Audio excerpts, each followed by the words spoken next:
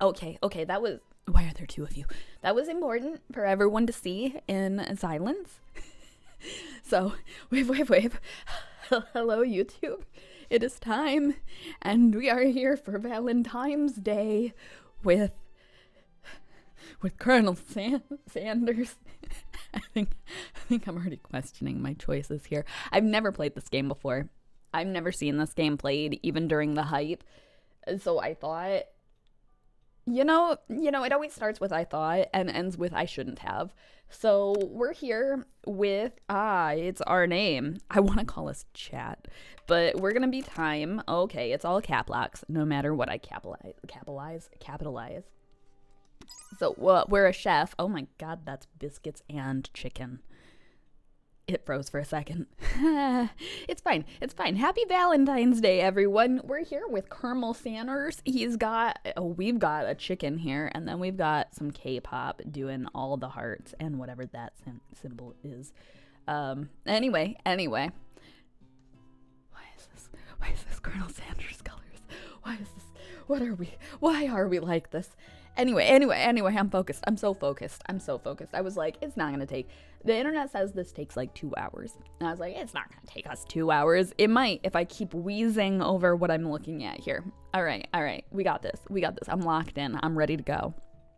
You sleep softly as the morning sun casts a warm glow through the window of your modest student apartment. The world is peaceful and serene. You could stay in the moment forever. What? Or you could wake up. Now. Your first day of culinary school is no time to sleep in. Smack that clock up and at 'em, throw the clock out the window, and stay in bed forever. I want to, but we're gonna smack it. We're gonna smack it good. It's okay. Lying in bed, you stare at the ceiling, thinking about how everything that awaits you at the prestigious University of Cooking School Academy for Learning. Your mind begins to wander. Oh, I'm thinking about chicken. I'm so sorry. Who will be there? What will you cook? What should you wear? Time begins to fly by, and you find your imagination getting away from you. You need to take this seriously. You allow yourself to daydream a bit, thinking about the future. Let's daydream about this kung fu chicken that we've got here. If anyone can read that on the chicken side, tell me in the comments what it says. Please. It's here, finally, your first day of culinary school. So many dishes to prep, so many students to meet. That's the worst part. I don't want to meet other students. I just want to eat. Your mind is swimming with possibilities when you realize you're running late. You grab a biscuit and burst out the door in a hurry. Delicious. Just what you needed to wake up those taste buds. Yikes, you're in such a hurry. In fact, you forgot to put on any deodorant before running out the door. You're sweating buckets as you rush to arrive on time. Uh-oh. Standing in the quad, you gaze upon the magnificent University of Cooking School Academy for Learning. Here comes your lifelong best friend forever, Miriam. She's kind of cute. Kinda. She's the most adorably awkward person you've ever met, and you absolutely love her for it. I like her bow. I hope that it's pinned to the chef hat. It's not. It's okay. I hope the chef hat is pinned to her head. Good morning, Time. Are you excited for the first day of the rest of our lives? Wait, I have to go to college for the rest of my life? Oh, that's a lot of student debt. No, thank you. Actually, because I sure am. Excited, a little nervous. Okay, a lot of nervous. Oh, It's just that this morning I made breakfast for myself, but when I ate it, I couldn't taste any love in the food. What if I'm no good? What if I fail? Classic Miriam. Raised by MasterChef parents, she's always held herself to a very high standard. Big tears. Oh no, Miriam, it's okay. How did your hat get shoved up more on your head? Ever since we were little babies playing together and you rescued me from that quicksand box. Why would they make that? Why would they make a quicksand box? Is it to get rid of the weaker children? It's been clear to me that you're the most loving, caring person I know. You're gonna do great. But with the University of Cooking School Academy for Learning's famous 3-day-only semesters, I'm afraid of being left behind and never catching up. A sweet girl, Miriam has always had a flair for the dramatic. This summer, she got so nervous about her first kiss that she chipped a tooth practicing on a mannequin. Don't go in that hard, you're gonna chip both your teeth. Why? Pep talk. You got this. Pepto-Bismol. Remember last month when we saw that fortune teller and had our tarot cards read? The lady with the mask who gave me nightmares? I've been trying to forget. I know she looked spooky, but she was so sweet, and she told you that you were destined for great things. Remember that card with the fancy-looking tower? And that other card featuring the handsome fellow in the red suit? I don't know about the red suit, but usually the tower is a scary-looking card. I've been waiting for so long to meet a handsome fellow I could call my own. Why are there so many crying? Why does she cry constantly? And I'm sure you will soon. In no time, we'll be graduating and you'll be delighting the world with your heartfelt cooking in no time at all. As you talk Miriam up, you can feel her nerves beginning to ease. You know what? Maybe everything will be okay after all. And if not, at least I have these killer bangs. Is it because you killed them with a lawnmower? Can you believe I cut them myself? No, I can't believe you would do that to yourself. You can definitely believe it. I cannot believe it. You're right. Before you can get another word out, you're rudely interrupted when someone smacks your books and custom engraved measuring spoons out of your hand and onto the ground. Hey! It's Ashley, spelled especially pretentiously, just like her parents wanted her to seem. Why does she have a single snaggletooth? She's totally evil, but she can't help but be filled with jealousy. She can get anything she wants, and she knows it. Hello, Ashley. I didn't see you there, chicken shins. What kind of name is that? You leave Time's shins alone. They are perfectly normal shins. Ugh, you can't stand Ashley. Yeah, I'm gonna pronounce it obnoxiously every time. Even her name is annoying. You know for a fact that it's actually Ashley, but she had to add extra letters to make herself feel better than everyone else. Did she have her tongue stuck out this whole time? That's gonna dry out. It's gonna dry out. And then we're gonna cut it off and cook it in a soup. If anyone here knows what perfect shins look like, it's us. What? We're not gonna let you or your really weird insults get to us. Across the quad, you see Ashley's best friend, Van the Man Mon. The Mon Mon, not Van the Man Man. It's Van the Mon Mon now. Has stopped to look at his own reflection in the mirror. His pants are so tight, you can see him casually working out his glutes while he styles his hair. No lie, they're rockin' glutes. Van! You rang. Oh my, Dio indeed. You've never been sure what their arrangement is, but as long as you've known them, Ashley and Van have been just as close as you and Miriam, but substantially more devious. How much gel do you use in your hair on a daily basis, Van? The Mon? Do tell. I can't believe the University of Cooking School Academy for Learning would ever allow people like you to attend as students. You're like, what, 42? That's like grandma. I know, right? You'd think they'd just hand us our diplomas by now. Or maybe hire us as professors. You amateurs could learn a lot from us. I don't think that you're allowed to have that much exposed skin on your chest in the kitchen. It's not safe. I hope hot grease splatters you. In all of that. With the first day of school about to start, there's just not time to properly tell these two off, so you resist the urge. Let's go, Miriam. See you later, losers. As you approach the door, you see a goofy-looking kid pushing hard against the window directly next to it. He looks a little young for the academy. How old are we actually supposed to be at this academy? They didn't specify this as a college, did they? Oopsie. I think it's broken. You got a lot of stains on your clothes, kiddo. I like his face, but you got a lot of stains on your clothes. That's not very sanitary. You reach forward and easily pull the door open. That should do the trick. I love you. I think you mean thank you? My name is Pop. I was named after my Pop. He's old. Could someone like this also be a student at the school? He must be one heck of a chef. Also, his name tag clearly says Bob, but I guess he's reading it upside down.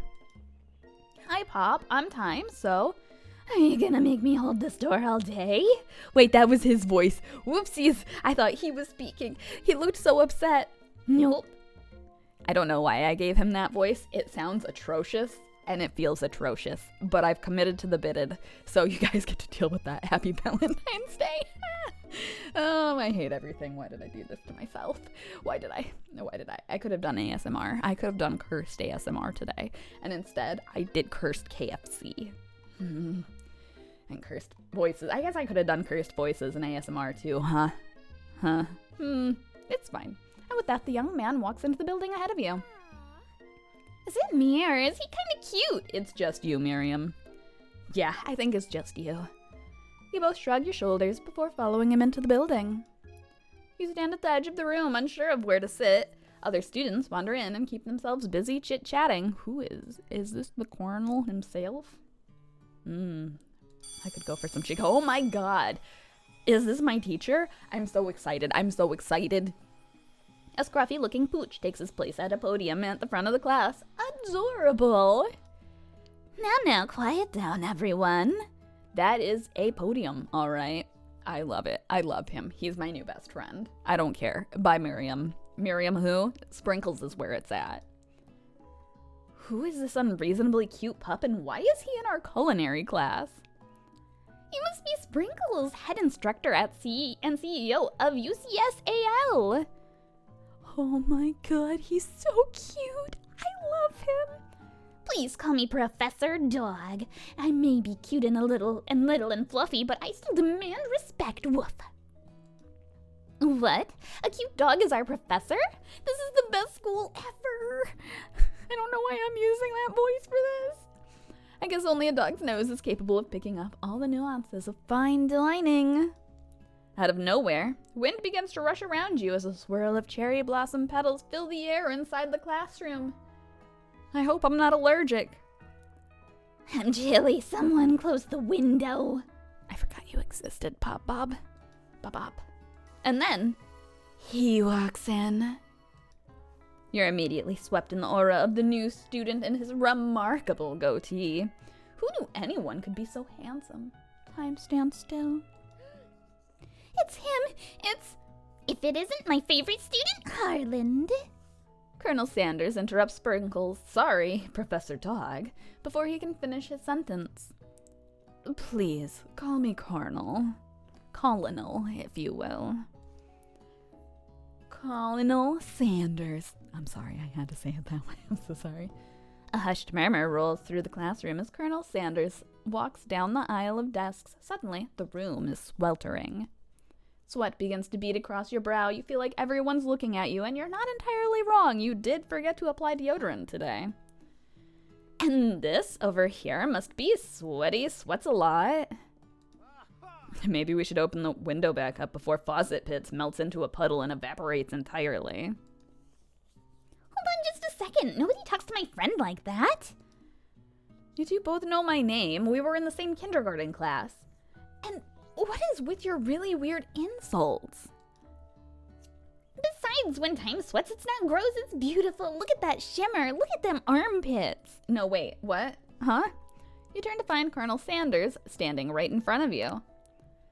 Colonel Sanders, beautiful angel that he is, stands before you smiling gently, his hand outstretched.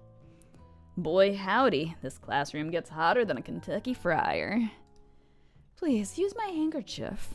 Thank you. You freeze up.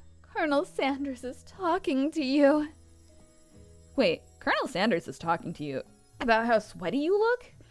You're completely mortified, especially by that face. This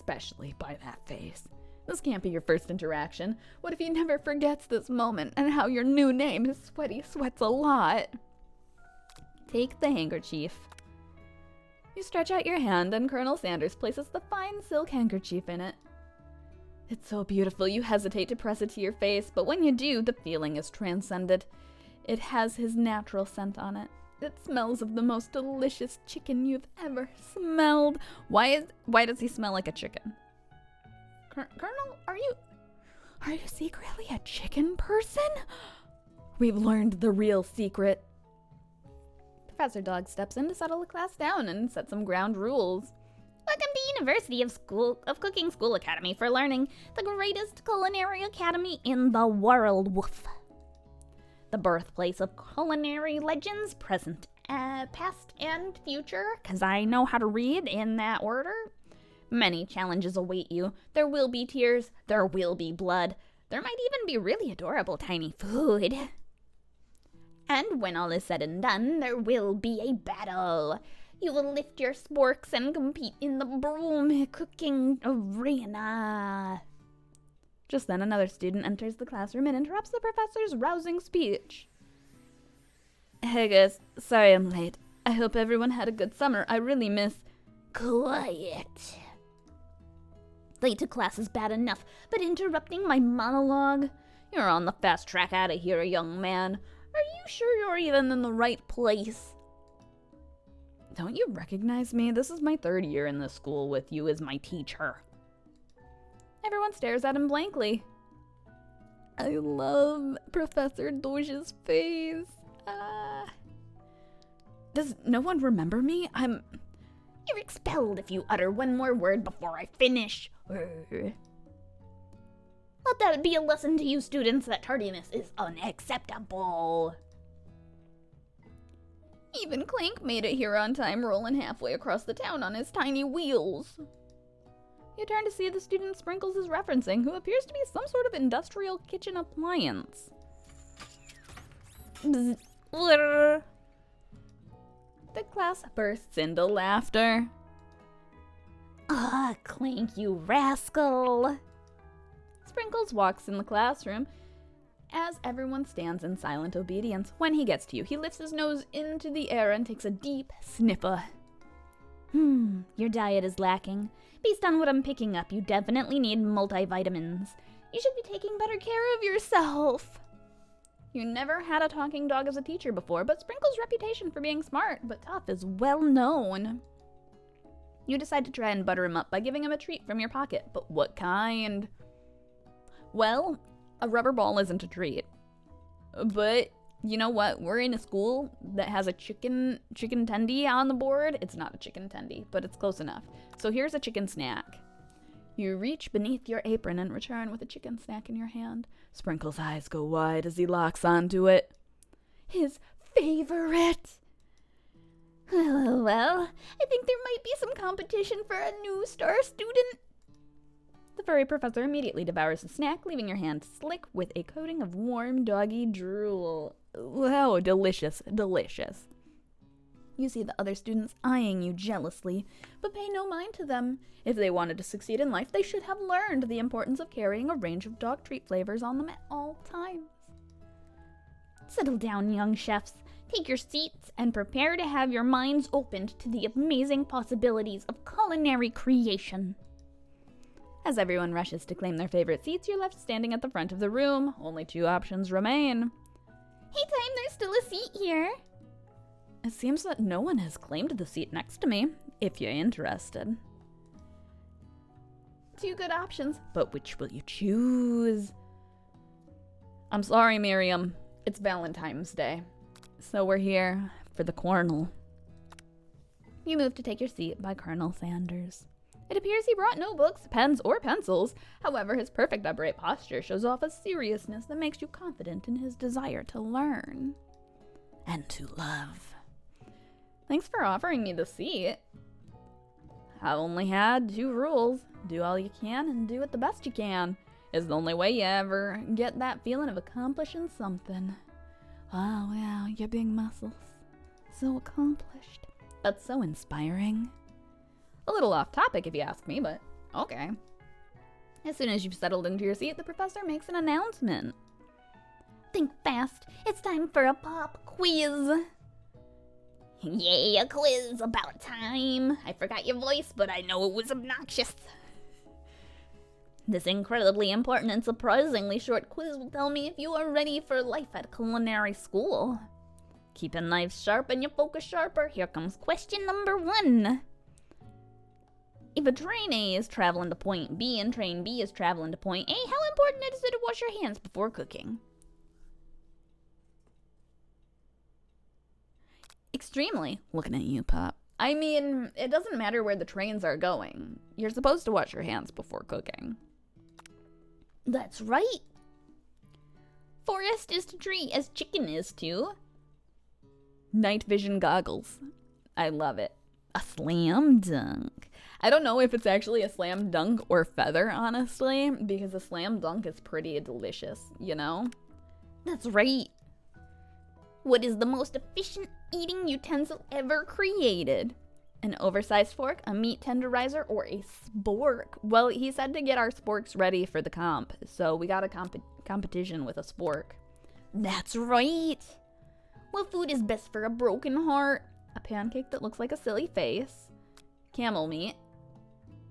I don't know about that one. Anything as long as it's prepared with love and not too much salt. I mean, I would probably pick a pancake that looks like a silly face, because if someone made me that while I was sad, I would feel a lot less sad all of a sudden. But I'll go with anything as long as it's prepared with love. That's right. If chicken was an option, though, we knew that would be the answer. Is Sprinkles a good boy? No, yes, he's a talking dog that teaches at culinary school. He is the best boy. Exactly. We can't question that. All boys of Doge are best boys. All girls of Doge, best girls. We don't question it. We don't question their bestliness or their order of best. They are all the best. That's right. Your total score is? Perfect score, 5 out of 5. Well, be honest. Did you cheat? You look up to see that Colonel Sanders has been watching you tally your score. He's impressed. I know we just met, but I have to confess, I think you have a beautiful brain. Are you gonna deep fry it? Do I need to be worried? Hot diggity time! You just scored some major Colonel Sanders points with that performance. May I have your attention, students? I have an important announcement to make. Time for lunch. Oh yeah, I love lunch. Wow, the cafeteria is as nice as any restaurant you've ever eaten at. It makes sense that at a school dedicated to cooking, there would also be serious eating. The Stewart Cafeteria. Good. I mean, I don't know if the flowers are real, but they shouldn't be, you know? A delicious fragrance wafts through the room and tickles the end of your nose. Your mouth waters. Do you smell that? It must be our lunch. It smells crazy good. Everyone, can I have your attention? Is it about lunch? No, I just wanted to apologize for my tardiness. You see, Howdy, folks. I'd like to make an announcement. Hey, It's about lunch. Everyone cheers. But Shh. Lunch. She said shh. In honor of the new semester, I've prepared something special to share with everyone for lunch. That must be the smell I smelled. Indeed, that smell. You hold your breath, waiting to see what food this mysterious student has created. You've heard that he's very talented, but were the rumors true? Is this? Colonel Sanders lifts a large bucket above his head. Its contents glimmer in the light. Piled high are huge pieces of chicken, breaded and fried to a crispy golden finish. The aroma envelops you and you begin to feel warm and safe. Colonel Sanders has filled a bucket with chicken? What a novel concept. Your stomach begins to grumble as if to say stop thinking and start eating. For years, I have been developing a secret recipe for the perfect fried chicken. By my calculations, nothing less than 11 herbs and spices are required to achieve the perfect balance of flavors. You look around and notice that every other student has a pen and paper and is scribbling notes as fast as they can. Well, that's all I'll say about that. What, you think we want your stupid secret recipe, dude? Psh, nah, my dude, nah. I'm just drafting a last will and testament in case one of those ingredients is poison. Got him. He looks around nervously to see if anyone else is laughing at a sick burn. You wait to see what Zinger Ashley has prepared to follow up, but she suddenly takes a different approach. Yeah, and I was just, writing in my diary. Dear diary, today I smelled something beautiful. I knew at the moment that only the hands of a true gentleman could fry chicken so tender. Oh, she's got a crush. Oh no. What is that pose? You see her body language change from bitter and evil to sweet and innocent as she slides closer to Colonel Sanders. She realizes that he is destined for greatness and fame with cooking skills like this. She wants him all to herself. Oh, please. That face! I love it. It's such a good face. Well, Von the Mon, if you don't want any, I'll take his. Oh, hold on. I mean, I guess I'll try it. He takes one bite and his eyes grow wide. He starts contorting his face as he tries to hold in his pure exhilaration and act unimpressed. As the star is in the air. Easy now. There is enough for everyone. I just realized she's got chicken thighs on her thighs. Please, my fellow classmates, dig in. You take one of the pieces of fried chicken out of his bucket and sink your teeth into it. It's amazing. Tasting Colonel Sanders' food transports you to another dimension. Alone with your taste buds gripping a drumstick in your hand, you float weightlessly. We focus your mind and meditate on the moment to identify every flavor. You savor the moment and everything that it tells you about Colonel Sanders' culinary heart. Swim toward the light. I actually don't know which one of these is the correct answer. So let's listen to Colonel Sanders' culinary heart. Pure, heavenly, what a guy. Alone with the flavors, you feel something that can only be described as love for a man. For a flavor? Are they the same? Can you love a man? I'm asking the real questions. After tasting his food, you try to get some one-on-one time with Colonel Sanders. So you approach him. Colonel Sanders smiles ever so softly as you approach. He stops what he is doing and allows you to break the silence. It is permitted. Colonel, I wondered if I could talk to you for a second. Anything for a fellow chef. What exactly was on that chicken? Oh, how bold to come out and ask. It's an idea I had for a new combination of flavors that'll make me my fortune and establish my legacy for all time as I open a chain of highly successful fried chicken restaurants. No big deal.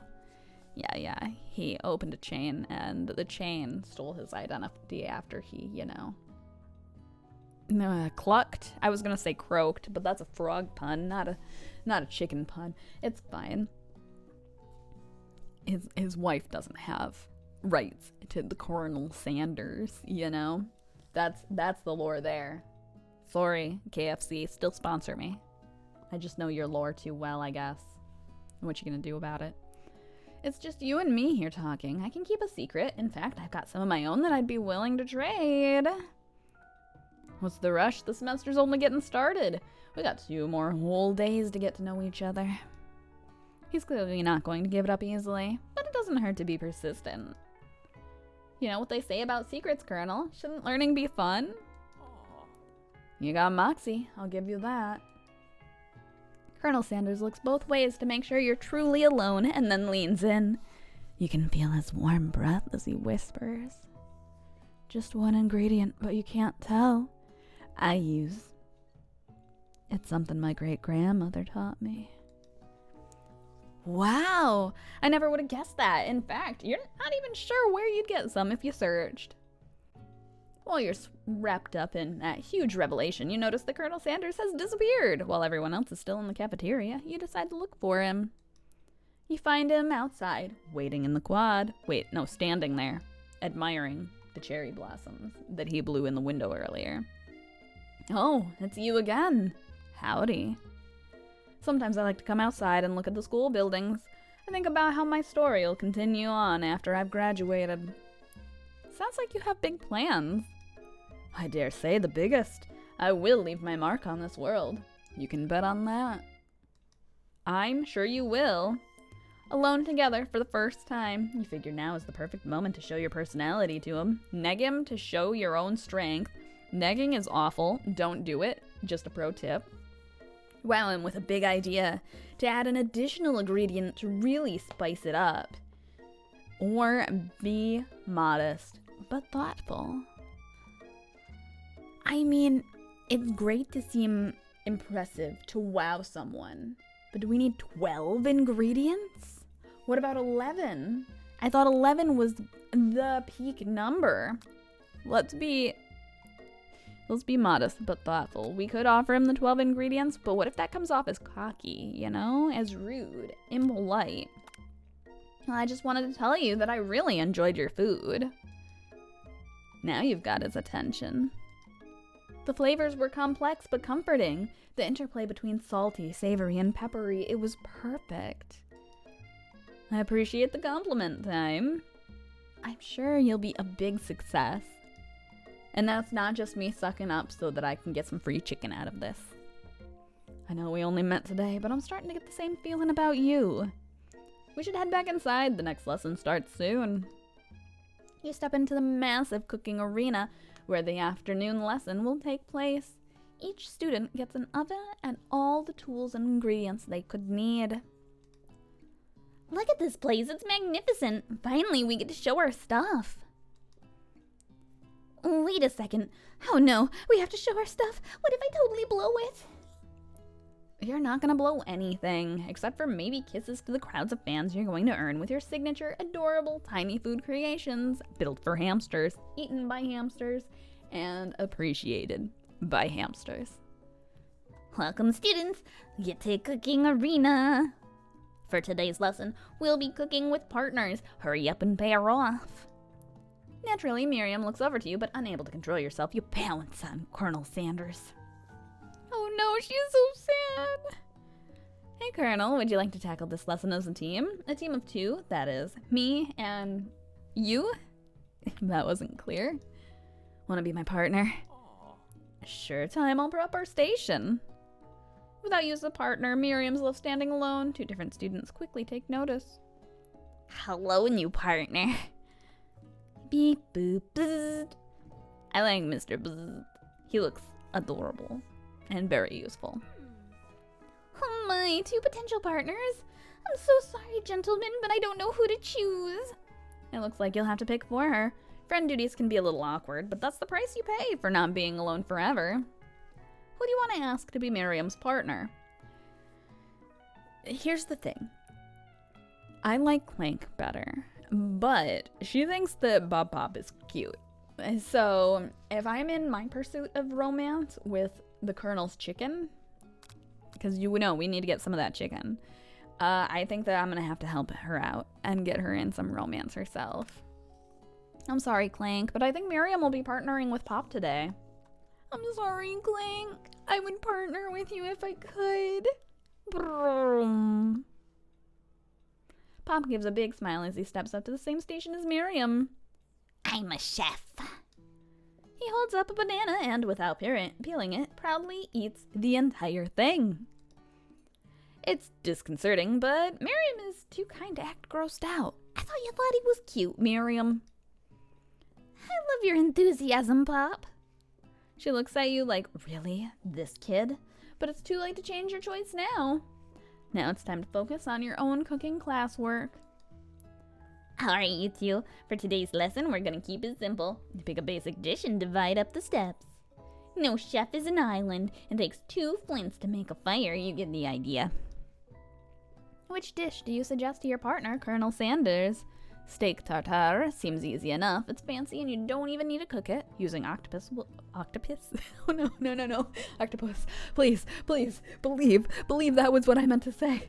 Will blow Colonel Sanders' mind. Your grandmother's mashed potatoes and gravy. Let's go with home-cooked, comfort food, mashed potatoes. We can't go wrong. I've always been something of a down-home chef. What does that mean? I was thinking we could make something warm, inviting, comforting. Maybe mashed potatoes? And gravy? I couldn't imagine one without the other. Colonel Sanders casts a coy look at you, causing your whole face to go beet red. Embarrassed, you quickly turn away. I'll go get the potatoes. No, please, let me. Picking perfect produce is a passion of mine. Looks like things are getting pretty fresh around here. Does someone have a crush on Colonel Sanders? We're just cooking partners. Mind your business.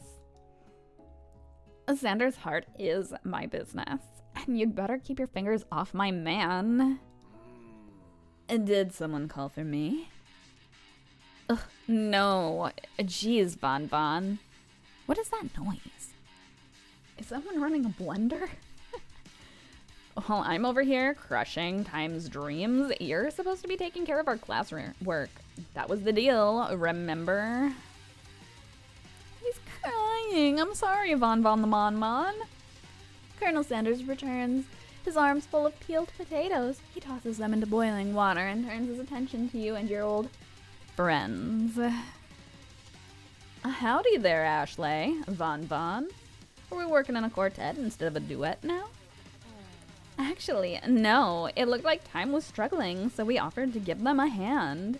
You know how it is. These young amateur chefs need a lot of mentoring. I was gonna say, Colonel Sanders, maybe I could also teach you a thing or two about fancy food. Maybe one day you might be able to get up to my level. Doubt it. And don't be rude, Von Von. Personally, I have no doubts whatsoever about Colonel Sanders' ability to concoct creations worthy of admiration. After all, your fried chicken was quite spectacular. Poor Von Von, he's getting kicked to the curb. He doesn't deserve this, even if he is a JoJo ripoff. But Colonel, if you ask me, I might make a better partner for you than this thing that has positioned itself as your station. I just realized she's got thigh squished down here. You can't see it a ton, but it's there. If I click this, no, we don't have a way to get rid of this text box atrocity to see some thigh thickness. Don't you feel, deep down, that we cast complementary shadows? We fit together like a thigh and a drumstick. It just makes sense. Ah, yes, because these are actually drumsticks. Right. On next to her thighs, you know? Yeah, Nothing about this makes any sense, but one thing is clear. She's coming for Colonel if you don't watch out. Ashley is really going at you hard. You need to ask someone for some backup here before things get ugly.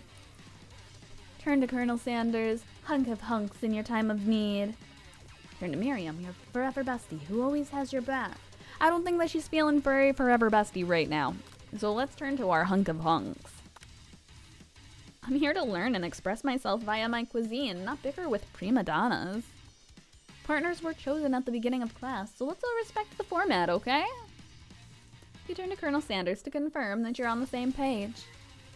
I choose Colonel Sanders, and Colonel Sanders chose me, isn't that right? A businessman respects all fair agreements, from contracts to handshakes. I took on Time as my partner for this activity, and I stand by it. Based on your team's behavior, I'd say you're perfect for each other. Neither of you has Time's natural talent or their loyalty. Being defended by Colonel Sanders leaves you feeling proud and full of potential, and she looks distraught. Good. You look for Sprinkles and hope that he might step in, but he's nowhere to be found. Darn those cute corgis and their short but sturdy stature. You look down at your station and realize that in the tension of the moment, your hands have been cooking on autopilot. Distracted by the drama, you've already crushed and boiled potatoes into a perfect creamy mash texture, with plenty of butter and cream for flavor. It's as if your natural passion guided you through the steps you know so well while your attention was elsewhere. I know just what to do. Colonel Sanders extends his hand. He's holding a beautiful white porcelain gravy boat out of which pours a smooth, brown gravy smothering your nearly finished potato dish. Gravy flows down the mound of mashed potatoes. The result looks spectacular. Granny would be very proud. time to take an Insta pic to send Granny. She totally has an Insta, right? Colonel Sanders holds out a spork to you. You reach out and grab hold of it, but he doesn't immediately let go. The two of you stand holding the same spork, and for that small moment, all of that madness and pressure in this crazy world stops. Your eyes lock. The moment is electric. Time stands still. If you love something, set it free. Together, you dig the utensil into a mashed potato and lift a heaping sporkful up. When you see Ashley with a sinister look, you know she's plotting against you to be with Colonel Sanders. Sinister is winking? You can't see that I'm winking back. Never mind. Wink back to you, Ashley. And then, filled with rage and without thinking, you fling the sporkful of mashed potato right into Ashley's stupid, beautiful face. Von, do something! Do something! Scooping up a fingerful, Von tastes the dripping mashed potatoes and gravy and realizes that it's delicious. Horrified by this revelation, he slinks away. Will he ever be able to cook something with so much love and integrity? Hold on right there, Time. We do not waste food in the Brume cooking arena. Colonel Sanders, I expect better from you. If you throw one more spoonful, you'd both better be prepared to eat it from wherever it lands. Can I has potatoes face? Von rushes back over a covered dish in his hand.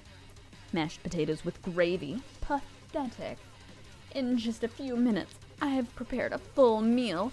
Gaze upon my specialty, braised tentacle of octopus in my silky saltwater sauce, plated on a battle axe, blade forged by my supreme chef ancestors.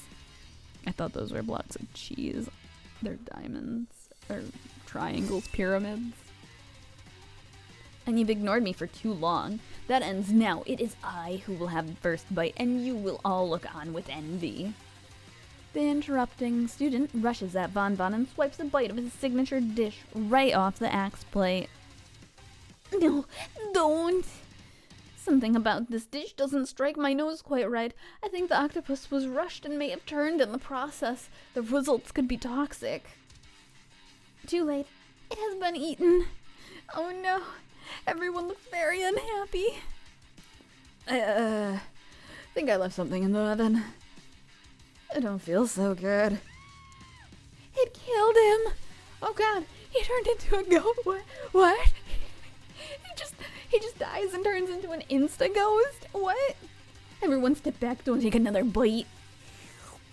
When you look back at the plate, the rest of it's gone. You notice the tip of tentacle being slurped up in Pop's mouth. Pop winces in pain for just a moment, then is almost immediately back to his oblivious self. Oopsie. Tastes like poison. The entire class has gathered to watch Pop's final moments. Shock has frozen the whole crowd as they are motionless as statues. The glass bell rings, disrupting the moment and snapping everyone back to reality. It would appear that Pop's enthusiasm for trying new things, despite obvious danger, has inoculated him against poisons of all kinds. Well, ain't that a skill? I guess that tells you that you should try every food you can try, huh?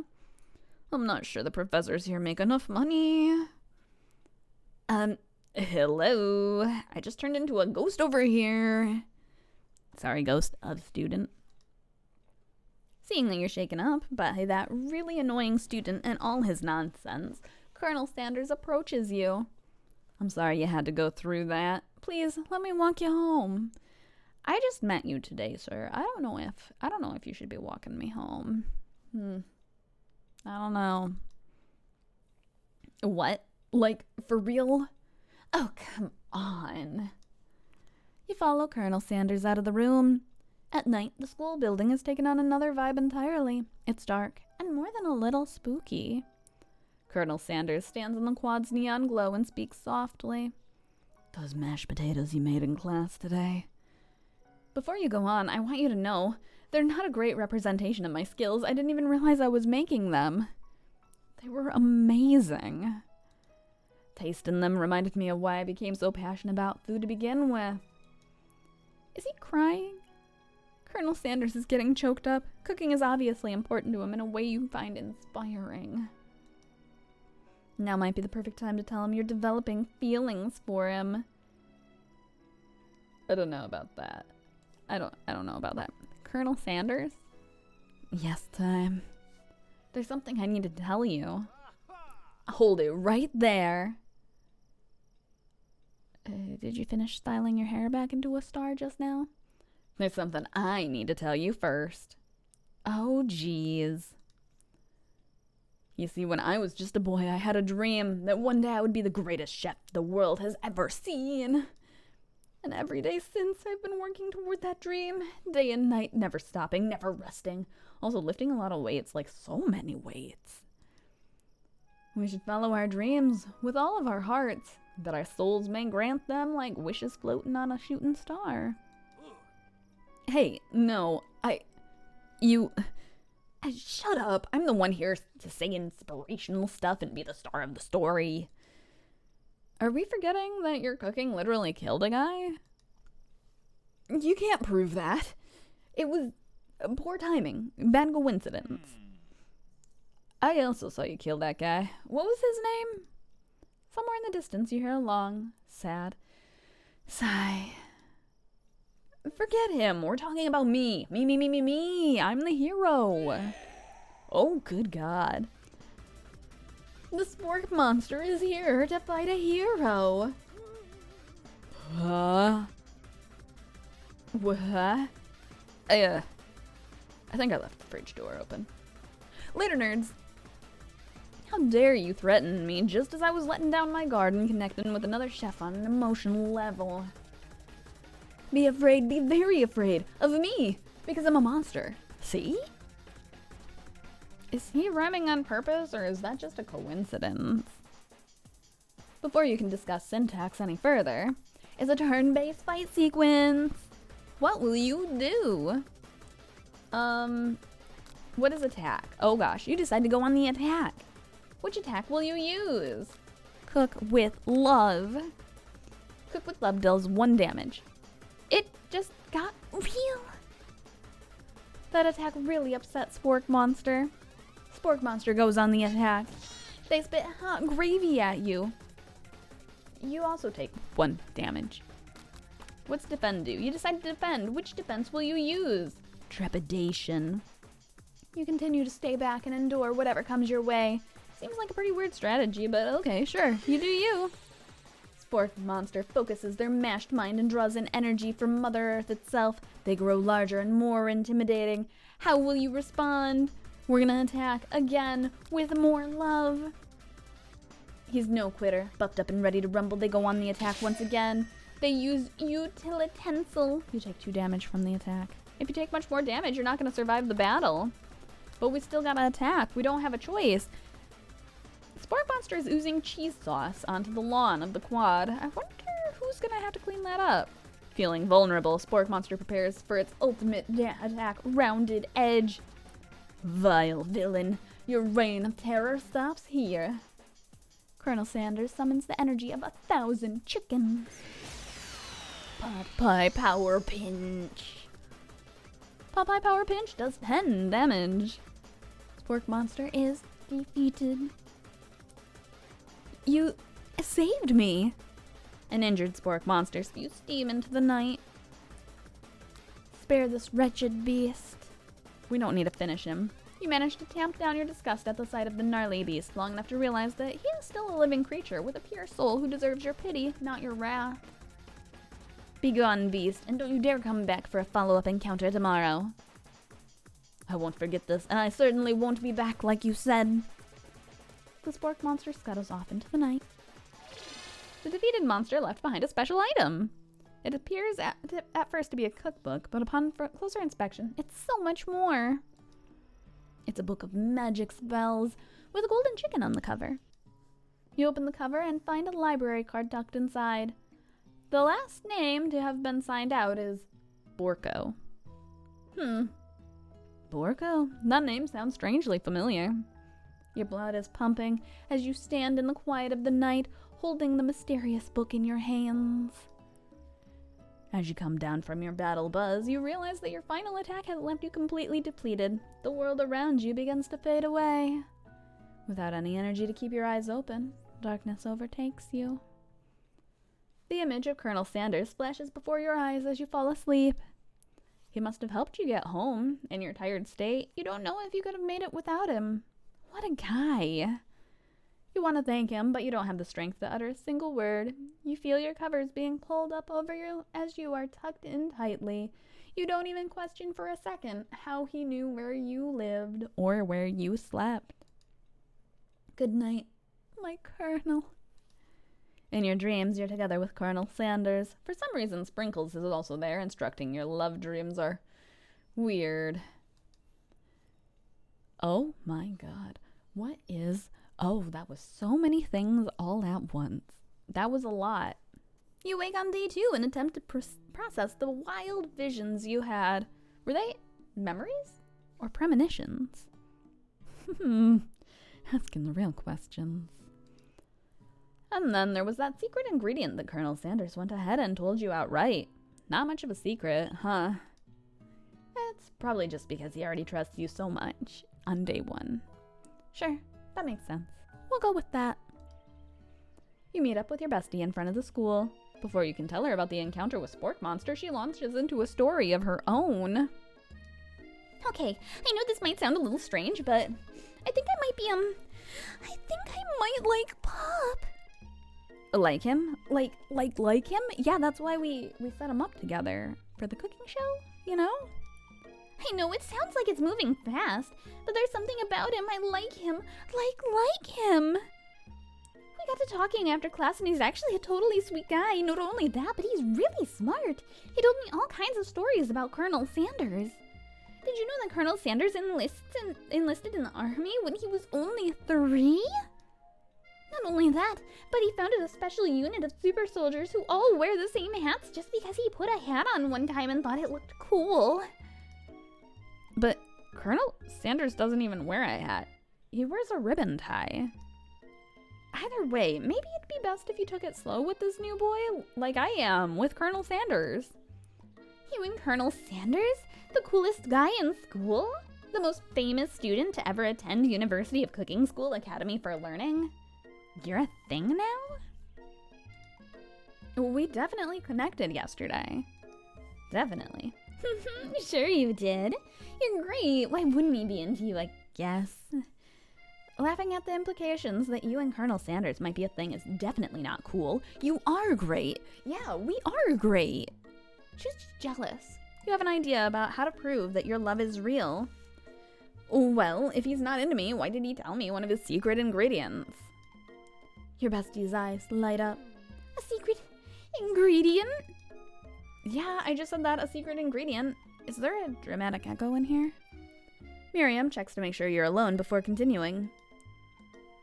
So, this summer, while I was on vacation with my family, a lovely man approached me in the botanical garden where I was wandering. This can't be good. He told me all about his passion for spices. Secret spices! The man even gave me some to show what he meant. He said it was a powder created from super duper rare dried flower petals, and that if I did him a big favor, I could have some of my own.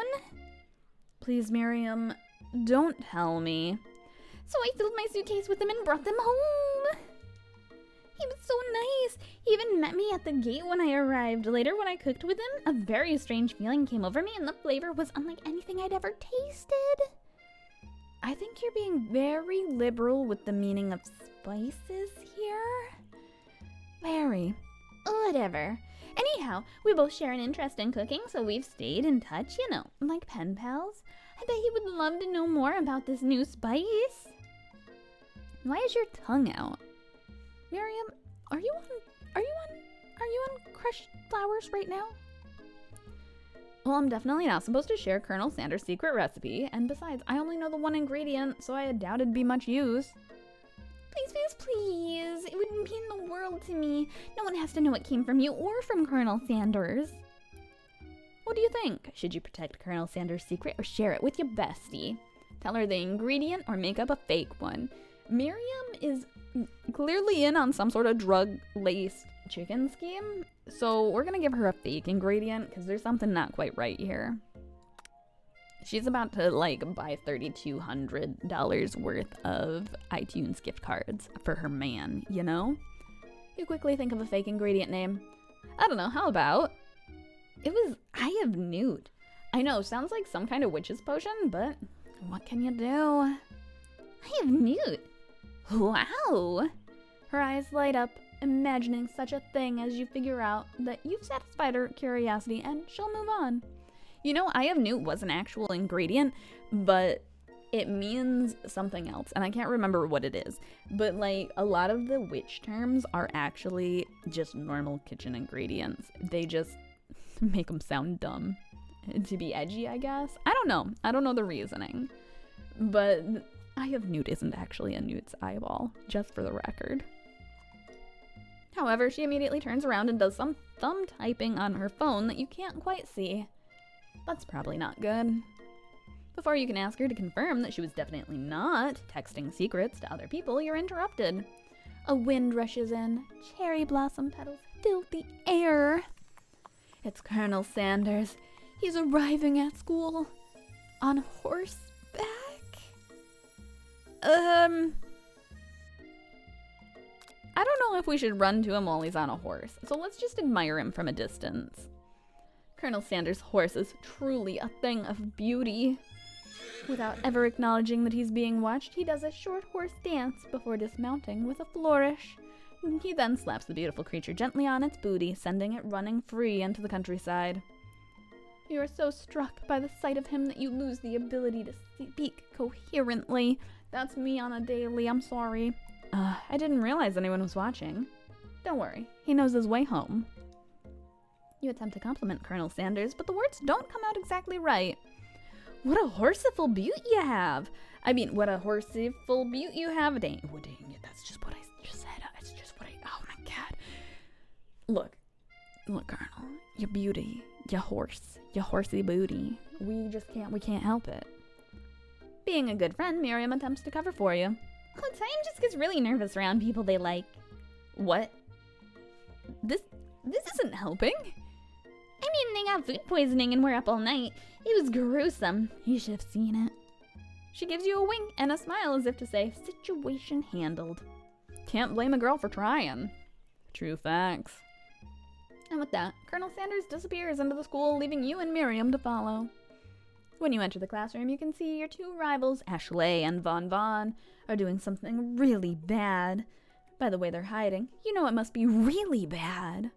Like counterfeiting recipes bad, experimenting with restricted ingredients bad, summoning a demon bad? You try and get a peek over Von's hulking shoulder. But he sees you coming. Oh there, little one. I'm not sure you're ready to handle this. Why don't you make like a bee and mind your own wax, honey? What? Tell them to stop acting immature or act like you're not interested in them, but really try to get a closer look.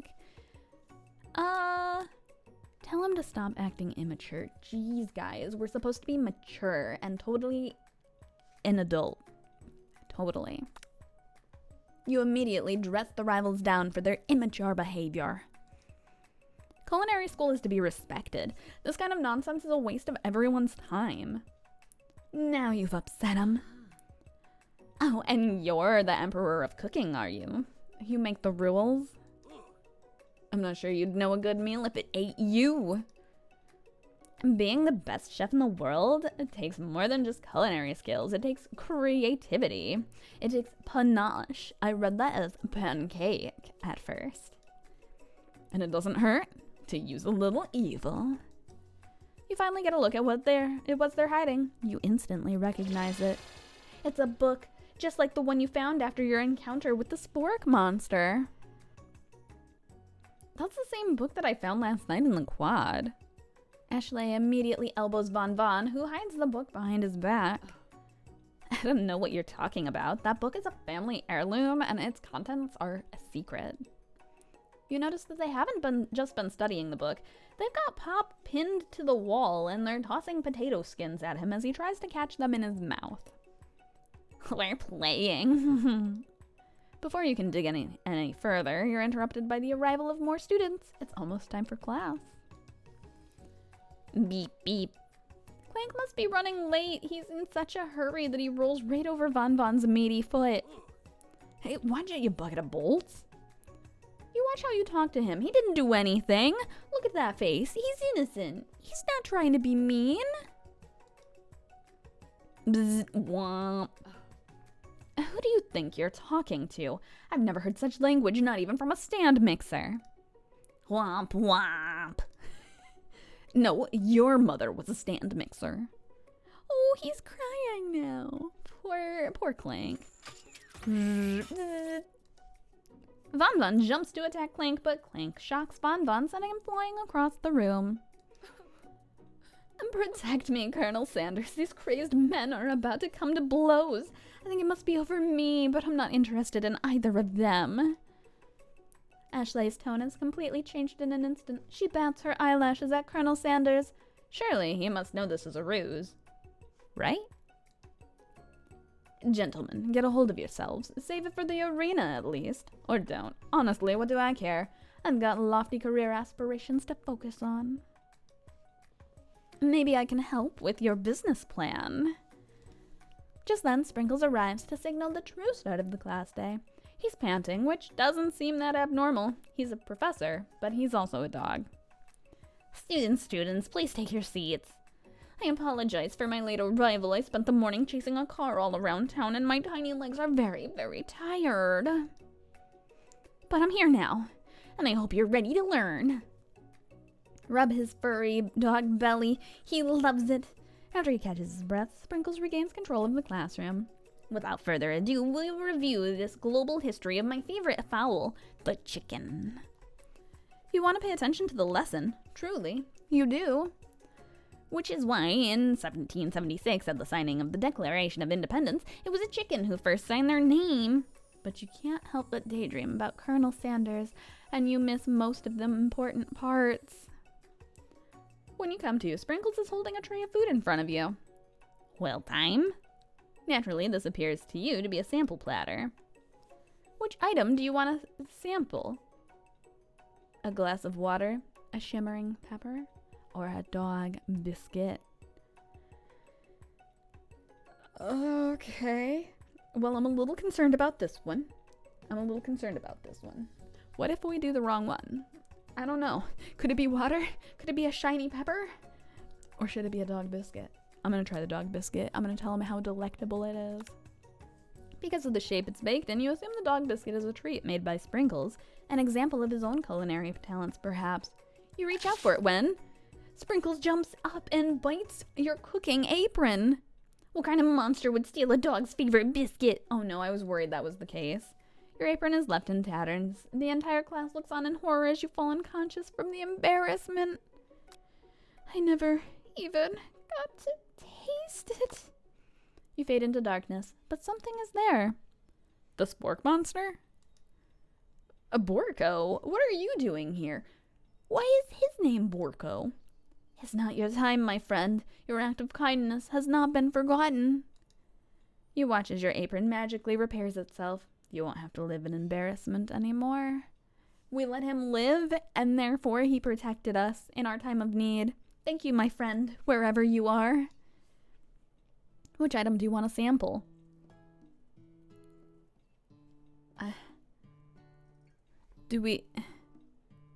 I'm worried. Can we save? Am I allowed to save? No, there's not a save setting. Resume. What if I mess up? Do we take the pepper? He can't eat peppers, right? Dogs shouldn't have a pepper. I don't think that's safe for him. Let's, I don't know. Colonel Sanders, help me out here. Let's try the pepper, I guess. A brightly colored pepper stands out from the other items. It sparkles in a most eye-catching way, so naturally you reach out, grab it, and eat it right away. However, your body is not prepared for the heat. And we died. I was wrong. I thought he'd be mad I drank the water. The pepper has triggered an intense spice hallucination. It feels like forever as you trip through the universe. My friend. Ooh, you're still here, huh? This guy again? I'm here to give you an important message. Ooh. You must avenge my death and fulfill your destiny. All you must do is... I was saying, to fulfill your destiny, all you must do is Sorry, I think I still got some spice stuck in my throat. It's fine, I'll work through. To fulfill the prophecy, you feel yourself begin to regain consciousness. Oh, man. You come to and find everyone staring at you. That pepper was the last of its kind on Earth, and now it's gone forever. You think to yourself, geez, I should pay better attention. He'll make mistakes. I'm sure he'll forgive you someday. Maybe. Come on, it's time for lunch. Before anyone can relax, the cafeteria lights dim, and you still can't save the game, so you must resume. And your rivals enter to make a dramatic announcement. If I click load, I can redo it. No, I'm not cheating. Today's lunch will be prepared via timed competitive cook-off.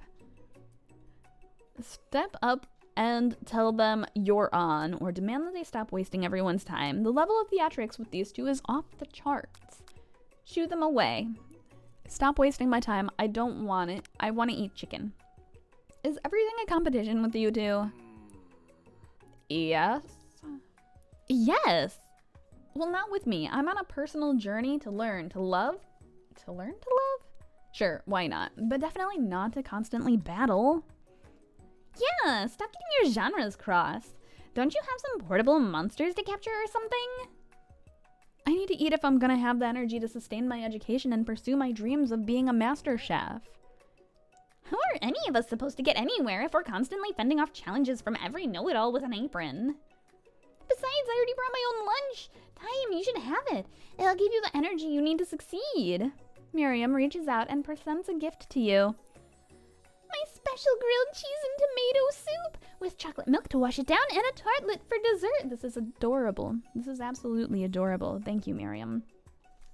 It only takes about 5 seconds to eat Miriam's tiny food, but it's just what you needed for motivation. You know what? I've learned enough for today. Let's battle. Just as things reach a boiling point, Sprinkles steps in. Surely he'll put a stop to this madness. Now, students, please settle down. This is a lunchroom, not a sportsing court. Finally, a little sense. You breathe a sigh of relief. At least not until we turn on the timer. Just then, a huge light blasts you in the face, flashing the words, "Timer ready." That's what I'm talking about. Aroo! I stand corrected. If it's a battle you want, it's a battle you get. My bestie can best the best of them. Best believe it. Like a diamond, I was formed under pressure, and now it's my chance to shine. I will defeat you myself. Your head is chicken, and you can make mashed potatoes and gravy on day 1, and you're feeling like you can really impress him again here. It's time to boil some water for the potatoes. Think fast. If the timer runs down, you'll be forced to pick randomly. What temperature does water boil at? It'll boil 100 seconds after? No, I don't know. 100 C? That's right, but how would you even have gotten into the school without knowing that? Because Celsius somehow makes more sense for freezing and boiling, but that's okay. Winner gets to rub my furry belly. Let that enticing offer motivate ya. You're going to need to season this chicken, but before you cook it, you don't know Colonel Sanders' recipe exactly, but you have an idea. How many herbs did he say? At least 11. That's right. You might not know all of the ingredients yet, but at least you're headed in the right direction. Tail wagging intensifies. Now you've got some basic steps going, it's time to elevate your craft. What state of mind offers the most flavor? Gratitude. That's right, you must never take this opportunity for granted if you hope to succeed. Your classmates are rooting for you, but Ashley is simply stronger and faster than you. You'd better pick up the pace if you want to survive. I only have like 5 seconds to read these things. I can't even read them out loud for the viewers. They just have to be able to watch. When you were a child, your father told you never to forget where you came from. Every day you meditate on his advice and draw energy from that place. Now would be a great time to harness that. The shoulder of Orion, deep beneath a small town where big dreams are born. Yeah, that's right. This is your shot and you're not gonna miss it. Ow! You try to shut out the noise of the arena and focus on your cooking. What's the sound of success? Ooh, sizzling? That is wrong. I was worried. Don't make me get the spray bottle. It was either bubbling or sizzling, okay? You noticed Colonel Sander out of the corner of your eye. I believe in you, Time. You shouldn't. You shouldn't. I already messed up. I messed up twice in one school day. He's actually cheering you on, which would be awesome, except knowing he's watching you makes you totally forget what you were doing. Now you can think about his Colonel Sanders riding on his beautiful horse. How many spoonfuls of gravy would it take? What were you thinking? Get your mind back in the competition. You're stranding on a desert island with only one dessert cookbook. Which do you take? What a hunk. I know, right? You know what? Shouldn't you be focused on the challenge? You're falling behind. Oh, gosh. I forgot the question. There were none of them that I could do. All of them were about Colonel Sanders. What does that have to do with crafting spectacular fried chicken and delicate baked biscuits? Boof, boof. You're really struggling to keep up. At the next station over, Ashley has already begun plating elements of her dish. It's colorful and complex. To make up for time, you toss your biscuit dough into a stand mixer. As you do, the crowd gasps. Ugh, yikes. I know, you love nothing more than seeing a fellow appliance utilized in a kitchen battle, but sometimes that means sacrificing the personal touch. Brrr. You might not have hands, but time does, and a good chef needs to be touching the dough to know when it's properly mixed. There's an easy way and a hard way. You don't get far by going the easy way. When you hear everyone talking, you realize how serious your error was. You immediately shove your hand into the mixer to rescue the dough before it's overmixed. No! But you're not fast enough, and your hand gets stuck, immediately crushed by the quickly spinning beaters. There's no way you'll be able to use that hand for the rest of the match. Colonel Sanders shakes his head in shame. He's crying. What you often find is that the easy way can turn out much, much more difficult. Everyone, stop what you're doing right now. This battle is over. It can't be. I was so close to finishing my dish. Sweetheart, look at your hand. You simply can't go on. That's too bad. And here I am with a completed dish, ready to serve. Surely that makes me the winner by default. No, it wouldn't be fair to compare the two on account of Time's injury. Yeah, exactly, Ashley. Be a little more considerate. Jeez. You see Sprinkles begin to lick his doggy chops as he locks onto the dish. But I suppose you should at least tell us what you prepared. Well, because I'm the sweetest, I skipped straight to dessert.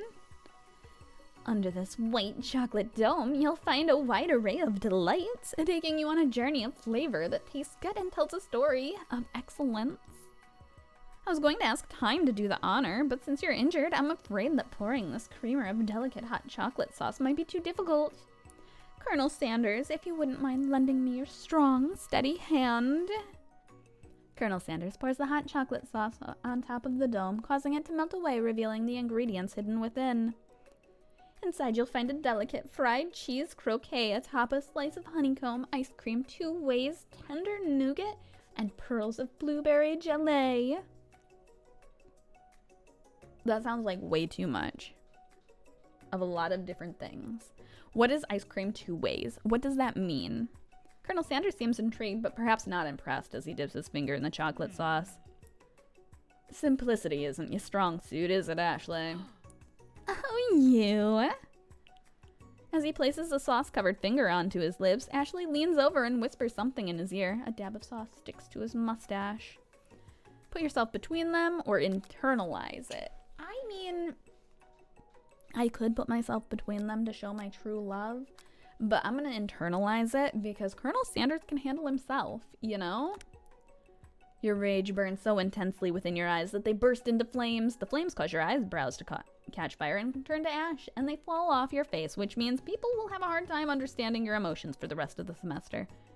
Perhaps forever. Perhaps I made a mistake.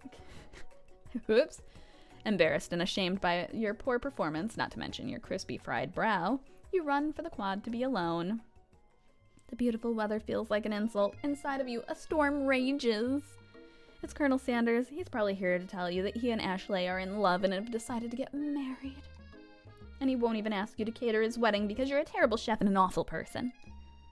You try to hide from him, but he approaches you directly. I know you're hurting right now. Not just from the devastating loss, but from that run-in with the mixer and that small fire.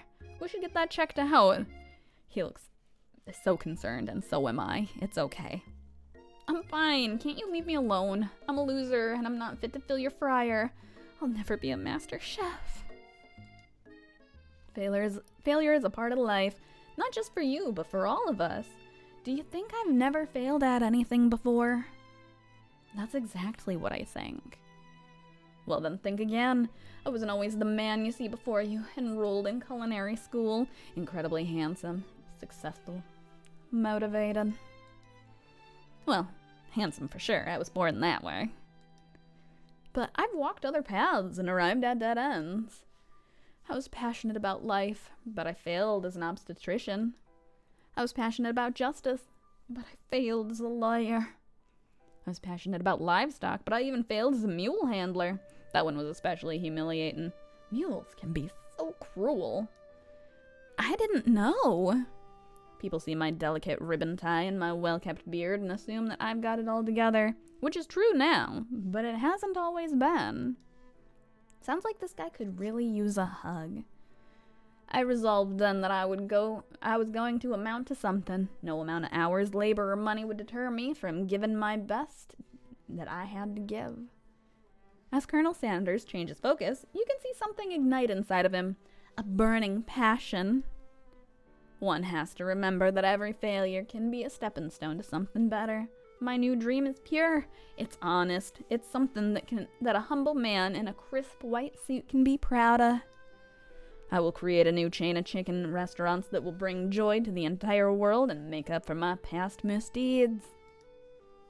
Yay! Pop, can you not interrupt this? We're having a moment.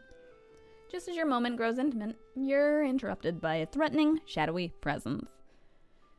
Battle scarred from the night before, you prepare for the worst. It's the spork monster. Porco? It is I. I know I said I wouldn't be back, and after the whole fight to the death thing, maybe you don't really want to see me anymore, but I just wanted to say that I was wrong to attack you, and I apologize. I know what it's like having to always look over your shoulder. Monster problems, am I right? Oh, thanks, Borko. I'm glad there are no hard feelings. Getting jumped by a giant creature in the dark of night can really rile a person up. I also want to apologize for the way I switched right into attack mode. I know that you're strong and cooking school can put a person under a lot of stress. I actually used to go to this school. I wasn't always a spork monster, you see. I don't believe it. You were human once? Well, no. I was a golden retriever. But I was still a student. Until one day, some mean kids with a magic spellbook cast a dark enchantment on me, and I was forever transformed. That's criminal. That's awful. You deserve to be the golden retriever you always wanted to be. A magic spellbook. Precisely. I procured a copy for myself, but somewhere along the way I've lost it. If you find such a book, I beg of you, respect it. You're a powerful chef, and shouldn't rely on such dark and evil magic. No, you should be protecting the innocent from those who would cheat them through sorcery and guile. If you need me, don't fear. I'll be there. Sounds like there are some bad cooks in the kitchen of life. Time together, I am sure we can defeat them. Come back to my hideaway and we can discuss. Wink, wink. A personal invite? You can't imagine what Colonel Sanders' home must be like, but it sounds like you're about to find out. Stepping inside the Sanders home, surrounded by his things, you start to feel a special bond with him, and you really question how much longer is this game. All right, there's actually, we're pretty far in. We're committed to this bit then, this bite, if you will. It looks like you live such an exciting life, Colonel Sanders. You were on a camel once. Every day can be an adventure if you approach it with the right attitude. Long ago, I had a goatee, even when I was only 3. I made the decision to never stop searching, never stop working, never stop imagining. Have you been working on any new recipes of your own lately? I'm always excited to talk about food with another ambitious chef. Well, there is something. It's just a side dish that I've been tinkering with, trying to find the right balance of flavors and textures. I'm not sure I've nailed it yet, but I'm close. Colonel Sanders' eyes perk up as he starts to wonder what dish you might be describing. It's meant to pair with something spicy, or something crispy. Or both, perhaps? Is it mac and cheese? Now that you've got him right where you want him, should you reveal your new creation to him or keep it a secret just for you? I'll reveal it to him. He trusted me with one of his herbs. I'll trust him with my secret too. You decide that you're as ready as you'll ever be to share your original cooking with Colonel Sanders. Before you can talk yourself out of it, you decide to dive in head first. You reach into your lunch bag for a special dish you've been keeping on ice all day. I present to you my original coleslaw. Oh, that's fancy. That's bold. The shredded cabbage dish glistens in the light of Colonel Sanders' Lux hideaway. Magnificent. Together, you chow down on the creamy slaw until just a spoonful remains in the bowl. Do you mind if I hold on to the last bite? I'd like to have it around so that I can admire its taste later and think back on this moment. But sir, the slaw, it might get soggy. You could offer to make him more, but he seems like a very sentimental kind of guy. Sure, why not? Please, make yourself comfortable. I'll be back in just a moment. You realize that now would be the perfect time to do some snooping. Around the room are various items that you can look closer at. Each item seems to radiate memories and emotions. Tap on an item to discover. Okay, cool. I'm gonna tap on this chicken. You notice a very realistic stuffed chicken sitting on a corner table. When you pick it up, you realize it isn't realistic. It is real. Taxidermy. Must have been important to Colonel Sanders when it was alive. A little note clipped to the chicken's foot reads, "The true bird of the great state of Kentucky." Alright, what's this? Ew, it's a hairy comb. A lock of silver hair is woven through the teeth of the comb. Upon further inspection, you realize that the hair therein isn't just silvery in color. It's actually made of spun silver. That's interesting. Scented candle of chicken? A scented candle, you sniff it. Power tool. Freshly starched collar? Piece of wood floating in a lake? Summer of 69? The true mysteries. No, it's one of the secret recipe ingredients. It's blank. Oh, the door has opened. Oh no. What's this though? This must be where he keeps the secret recipe. You think for a moment. What number is important to Colonel Sanders? Then it dawns on you. As soon as you turn the dial to 111111, the safe opens. Inside it, you find a single note. Can chicken be prepared sashimi style? Asking real questions, I guess. An adorable little baby boy crawls across the floor. From the goatee and mustache combo he sports, you figure this must be Colonel Sanders himself. That, or maybe it's the drumstick that he seemed to be waving like a rattle. Who frames a baby picture of just themselves? Probably the same type of person who would make their own face the logo of a company they founded, am I right? Alright, let's check this urn. It's a plaque on it, dusty. When you wipe it off, it says, "Here lies the ashes of all my past careers and business failures." I need one of those. I might need 3 of those. Poor guy. One of the framed photos shows an old man who looks a bit like Colonel Sanders standing with a friend. They hold fried chicken drumsticks and appear to be cheersing them. That is not at all what I see in this image. What is going on with his hand? You know what? That's fine. That's fine. There's an inscription. I wonder who my friend Pete is. And then the camel. Except he's an old man visiting the pyramids of Egypt. Maybe this is where he discovered one of his secret herbs and spices?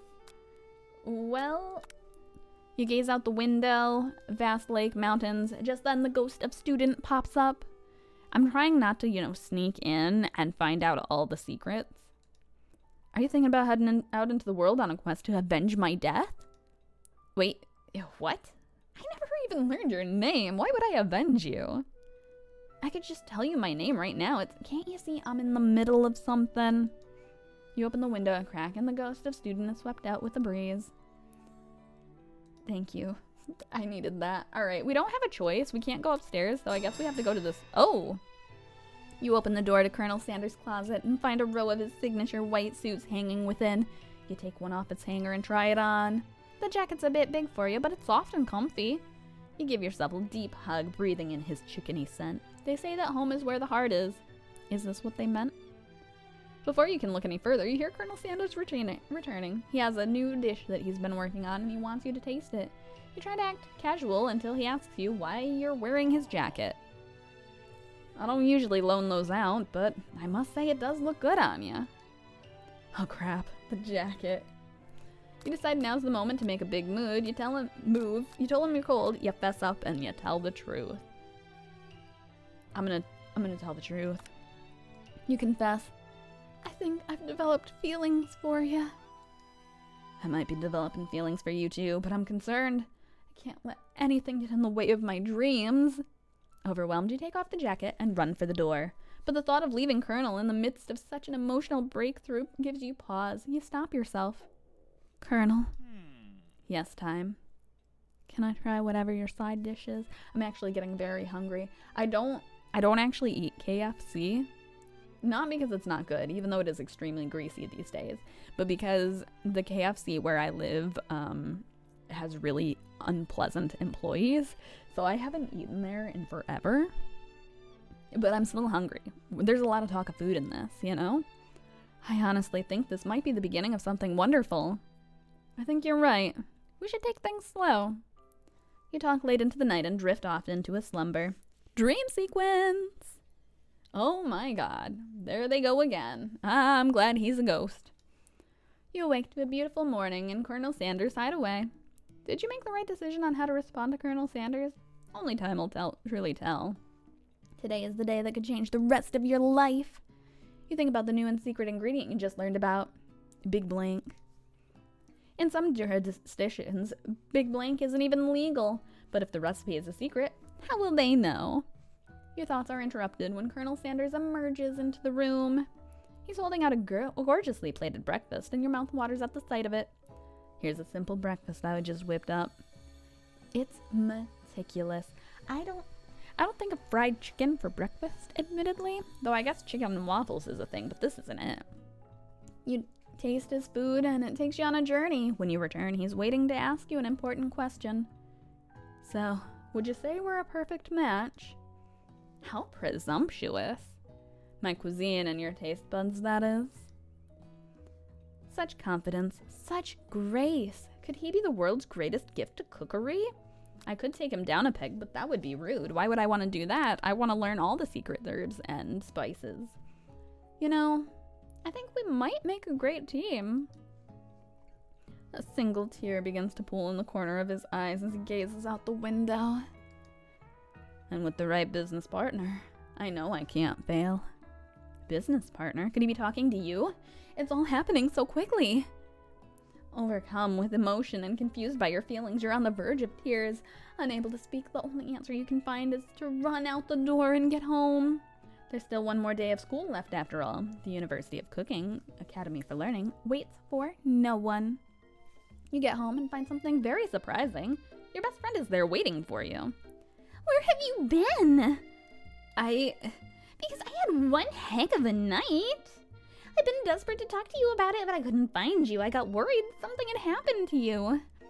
It's okay, But now that it turns out you're fine, I can finally get you up to speed on the saga of Miriam. Sure, but you will not believe what happened to me after school yesterday. I went on a date. A date. Oh my gosh. I think I can believe that. Yeah. Since I'd been partnered up with Pop, he asked me to go out with him. Of course, I told him you'd better harness those wild horses, young man. I'm not that kind of girl. But he was just interested in spending some one-on-one time together and getting to know me. So I said, yeah, sure, I can get to know the little guy. Long story short, he took me to his favorite shush house. But things quickly spiraled out of control. What's a shush house? Did she just say shush house as if that's a thing people just say? What is that even referring to? Thank you, game. And now I'm not really sure where we stand. You don't give Miriam time to tell the whole story, however. Bottling up the details of your own night is just too much to bear. And I went out on a date too, back to Colonel Sanders' house where I spent the night with him. Ooh, scandalous. You what? Nothing happened, but the emotional connection. Wowzers. Miriam tells you to move on from this whole Colonel Sanders obsession and focus on school. If being obsessed with Colonel Sanders is wrong, you don't want to be right. After a short argument, you both agree to go your separate ways. What? But she wanted to talk about her date. Why can't I talk about mine? When you arrive at school, you encounter your rivals in the quad, and you take a sip of drink because you haven't had one in forever. You can tell from a distance that they're picking on Pop, though he himself might not quite grasp that fact. Because, you know, he's Pop. What's a swirly? Sounds delicious. Oh, it's great. I'll order you up one right away. I'll have my swirly with sprinkles, please.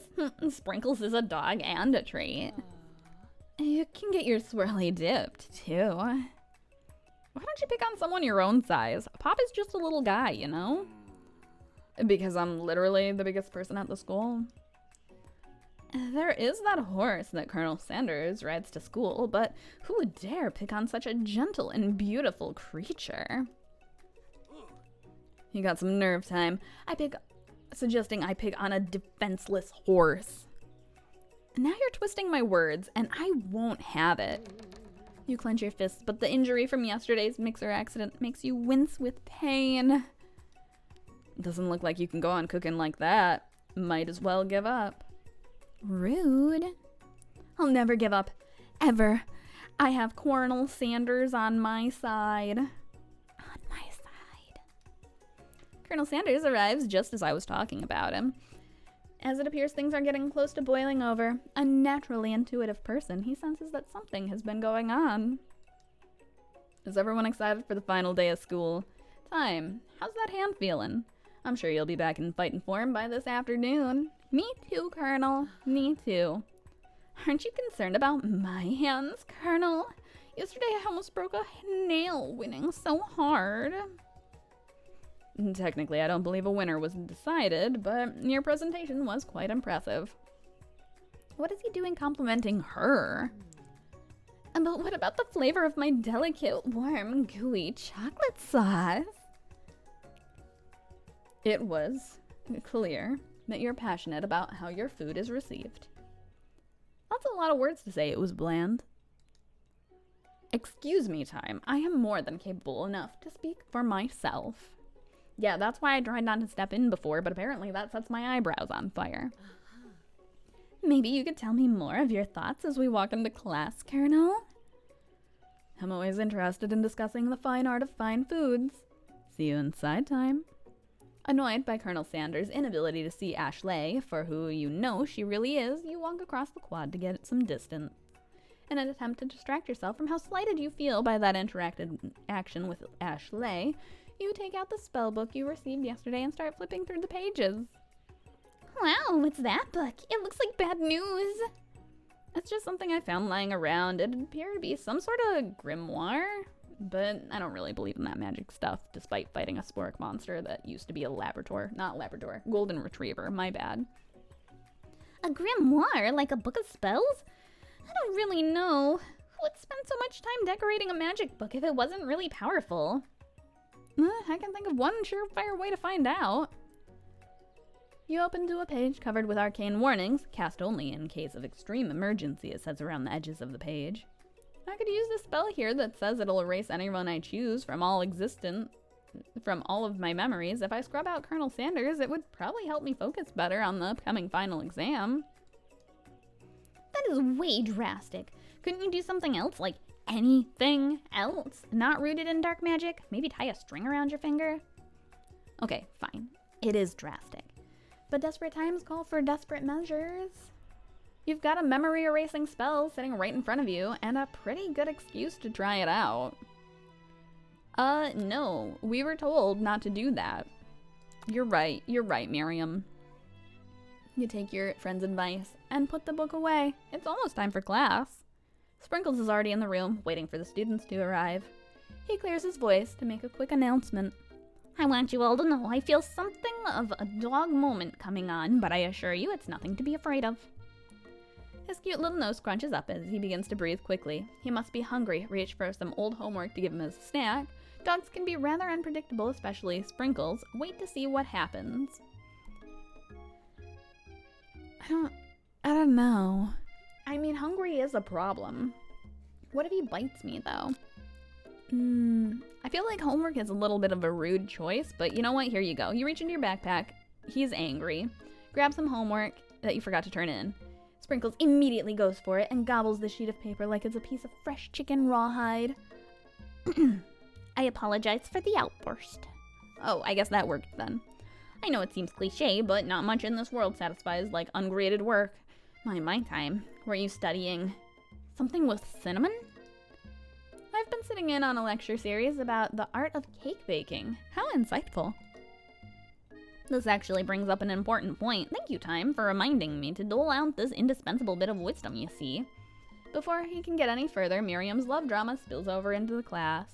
Sprinkles is interrupted by sad whimpering coming from the back of the room. I told you to save it for after class. But I miss you. We went on one date, Pop, and how can you miss me when I'm right here? Pop's voice quivers as he pleads his case to Miriam. Every time I blink, you go away again. Oh no, he's worse than a dog. He's worse than a dog. That's a really cute thing to say. Miriam, what happened between you and Pop? I got her in trouble and now she's mad at me. I didn't just get in trouble. I got yelled at by Pop's mother, who blames me for getting him banned from every museum we set foot in. Oh, so that's what you meant by Shush House. It was a museum. It all makes sense now. I got it. Pop, we went on one date. We're over. And it meant so much to me that I made this for you. That is a choice. Too hurt to go on arguing, Pop leaves his creation behind and runs out of the room. Nothing like a loud public breakup to cast a pall over the final day of school. Well, that was unfortunate. But we mustn't be distracted from what lies ahead, the final competition showdown challenge exam. I'm still working on the title, but I think you get it. Test time approaches, see y'all in the arena. But before you can think about your upcoming competition, there's a very beautiful soul nearby in need of a pep talk. Hey Miriam, are you okay? Okay, I'm so mad I could smash a tiny mug, spilling several droplets of hot cocoa all over the floor. How could he embarrass me in class like that, in front of everyone? Her tiny cocoa is a delicious treasure, so you know that this breakup is no joke, even if the source of her frustration is such a silly boy. That's what you get for trusting boys. I know that you know this, but I'm gonna say it out loud. You don't need anyone. You're a perfect individual who needs no human, or doge even, to tell you how to live your life. Yeah, that was about Sprinkles. Sorry, Sprinkles. It was a low blow. It was a low blow. Me and you, we're gonna cruise through this final test and hit the carpool lane to Success City. Miriam brightens up, imagining the wind rushing through her short bangs, but she hesitates to embrace the feeling all the way. You're not gonna saddle up on Colonel Sanders' stallion and ride off into the sunset without me? Of course not. Well, maybe, sorta, but I'm sure there's a pony out there with your name on it and a ranch big enough for both of us and whoever else we want to bring along. If it's not Pop or Clank or anyone else you met today, tomorrow, or this whole year, so what? You're a special person who shouldn't settle for the first someone to show a little bit of interest anyhow. Miriam gives you a big hug and wipes the tears from her cheeks. I should really review my menu for today. I'm gonna make a very special soup. And I bet that Professor Dog is gonna love it up. While you were pep talking Miriam, you completely missed lunch, but that's okay because you had a better idea of how to spend the time before your exam. You decided to head to the arena early to practice a dish. This is it, the location of your final challenge, a test of will, a test of courage, a test of talent. And a chance to beat the pants off Von Von, the supposed Mon Mon, and his eviler counterpart Ashley. As planned, you begin to run through a quick test of recipes you've been working on, Time's favorite famous chicken pot pie. And after practicing for months, making this dish comes second nature to you, and you're able to quickly get a fresh pot pie in the oven. But as soon as you do, your cram session is interrupted by the Colonel Sanders himself. time. What are you doing here? There's still time before the final exam. Bruh.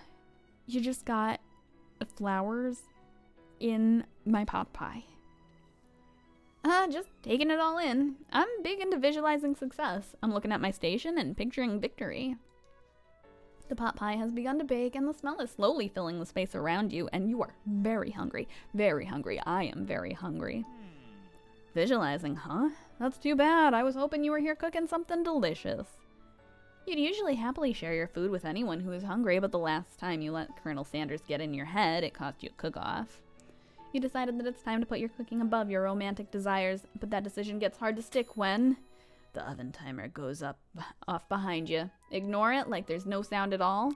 I gotta fess up because I don't want the food to bake and crisp, you know?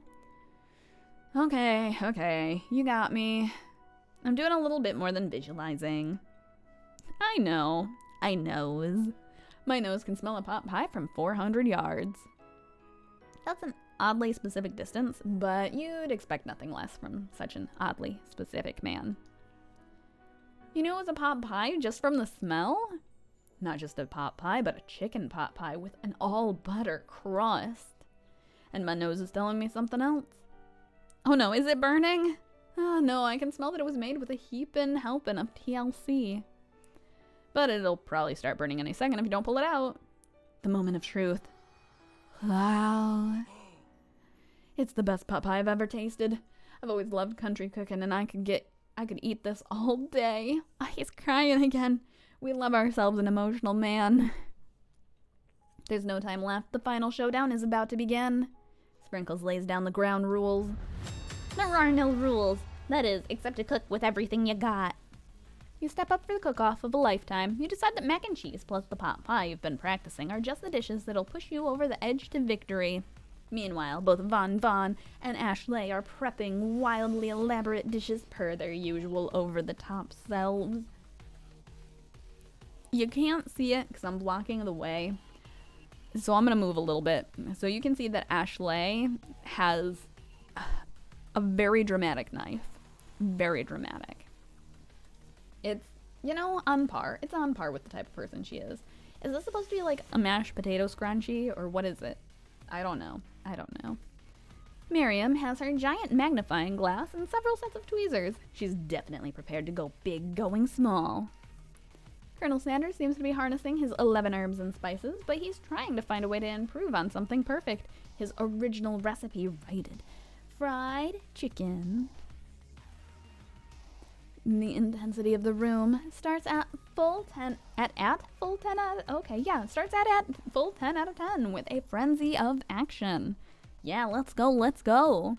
Everyone is calling out really cool special cooking moves as they prep their food. Wow, this is getting serious. I should have planned out some moves of my own.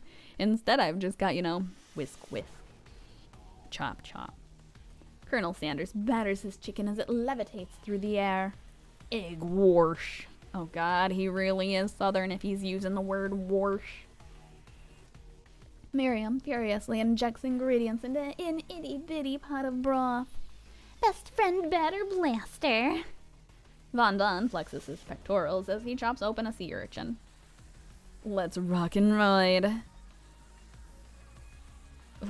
Why roid? What? You know what? It's fine. It doesn't matter. Ashley scoops her pastries off the tray with lightning speed. Shallow personality spatula. Even Clank gets in on it. 5-dial pressure point chicken cooking technique. I love his little outfit. He is adorable. Can we all agree Clank is the best character? So did Pop quit? Wait, when did Clank learn to speak English? It's the singularity, as was foretold. We mustn't let it happen, or the appliance uprising will take us all. Self-destruct. Von quickly unplugs Clank and rolls him out the back door of the arena. As you frantically prepare your dish, you notice Ashley has her spell book out. Is she gonna use some dark magic to turn the tide? You've got a book of your own, and you're desperate not to see her win another battle. Should you take this opportunity to fight magic with magic, even if it's almost certainly evil magic? No. We're gonna win doing it the way that we need to, without cheating. Who needs magic when you've got passion? Exactly. We get it. I'm going to do it the hard way. Colonel Sanders sees that you've chosen to win on your own terms, and he gives you a subtle wink from across the room. I believe in you, Thyme. Miriam notices too. And I've always believed in you since we were little kids because I'm your best friend forever. I thought we agreed to go our separate ways at almost breakfast time today. You turn to notice that Miriam is at your station cheering for you. Miriam, what about your dish? If you're cheering, who's cooking? I think she's already done. They are very small products. Tiny food, short cook time. I'm actually already done, so I thought I'd help you. Oh, that's sweet, but Miriam tosses a handful of spices directly into your boiling noodles. It's a secret ingredient. However, she doesn't know that you lied, and the ingredient was made up, and where in the world did she get Eye of Newt from? The boiling pot explodes, sending Miriam flying backwards. The watering noodles begin to swirl in the air, bubbling up into a dark cloud that thickens and congeals before your very eyes. That did come back to bite us, huh? It is I, Steve, the spork monster. I thought your name was Borko before. Steve? Wait, what happened to Borko? You're not here to battle me, are you? We spork monsters are many. I think Borko had the day off. But you have conjured Steve, and I hate to battle, so I'd say you're doing pretty alright. Well, hey, you're in the middle of cooking competition. I love this stuff. It's better than TV. You crazy kids and your culinary skills really impress me. Mind if I hang out? I'm sorry, Steve, but I'm kind of in the middle of something. Do you mind? Steve the Spork Monster notices that you've got the grimoire stashed beneath your cooking station. I see what you're up to. Crisscrossed some magical items and accidentally summoned me, huh? Yeah, you guessed it, sorta. If you're here, would you mind tossing some fresh noodles in a pot of salted water? I'd love to. I've always wanted to be a top chef. Actually, you know, when I was just a little spork pup back in the old country, you can feel Spork Monster winding up to tell a very long and very involved story. You don't know exactly where they came from, but it seems like it was probably lonely there. I thought they were all golden retrievers, but apparently that was only Borko. Actually, you know what? Maybe you should watch from the stands. I really need to focus on this competition. I understand. It's kind of like that time in monster school that I had fallen asleep during scare tactics class, and when I woke up, you toss a serious stare at Steve and he takes the hint. Never mind, I'll tell you later. Good luck. Having suffered this huge setback, you don't know how you could ever win. Why would I ever give up, though? That's not how this goes. We summon extra power from deep within ourselves and we never give up. You hear that? We keep going even if we shouldn't keep going. I can do this. I have what it takes. I came here to win. Your hair turns mac and cheese orange as culinary energy flows through your body. My heart is pure, my hands are steady, my taste buds have been prepping their entire lives for. Yes, Thyme, you are the chosen one, you will avenge me. The power you've been summoning immediately fades back out. You interrupted my inspiring monologue, man. Do you have to? Do you have to? I'm sorry. My heart is pure, my hands are steady, my taste buds have been prepping their entire lives for this moment. I will show the world my cookery. You begin to levitate off the ground, energy courses through your body. Are we mac and cheese here again? We just don't know. You know that with this power, you can do anything, except turn back time, which would be super useful because while you were powering up, your chicken pot pie overcooked in the oven and it can't be served. But don't worry, dear Thyme. You may have suffered some setbacks, but all is not lost. Impressed with your fortitude, Colonel Sanders decides that you have earned his support. I've been watching you today, and I must say, I'm truly impressed. You've been thinking on your feet and rolling with the punches. He steps up to your station and stands right beside you. I'm here to help. All you've managed to make is mac and cheese, and time is almost up, so you're gonna need it. But Colonel Sanders, what about the test? What'll happen to you? What about the rules? Following the rules has never been my thing. I follow my heart. What a guy. What a hunk of chicken. Colonel Sanders unfolds a delicate white towel to reveal the most delicious fried chicken tenders you've ever laid your eyes on. And besides, sometimes unexpected combinations can have surprising effects that surpass I can't words anymore. It's been like almost 2 hours of reading. Oh my god. surpass their individual efforts. Are you suggesting? If we combine forces, we can form the perfect food union. Time's up, students. With time expired, it's the moment everyone's been waiting for. You must now prepare to present your dishes. A handful of students stand tall, but the class seems incomplete. It seems we're missing some students. Pop? Clank? From off screen, you hear a pure and innocent giggle that can only come from one student. I'm flying. It sounds like it's coming from that broom closet over there. Miriam, would you mind?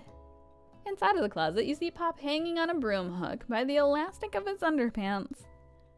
Pop, get down from there right now.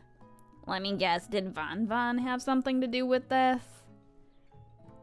When someone asks for a wedgie, who am I to refuse?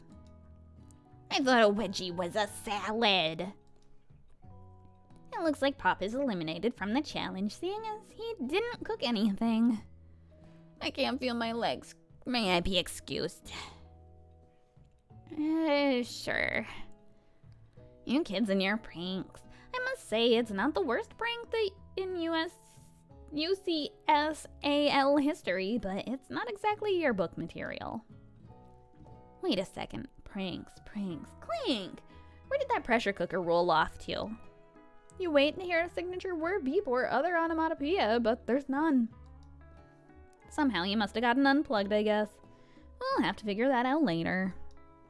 That leaves only 4 remaining students. Please collect your final projects. Yes, it has been a long semester.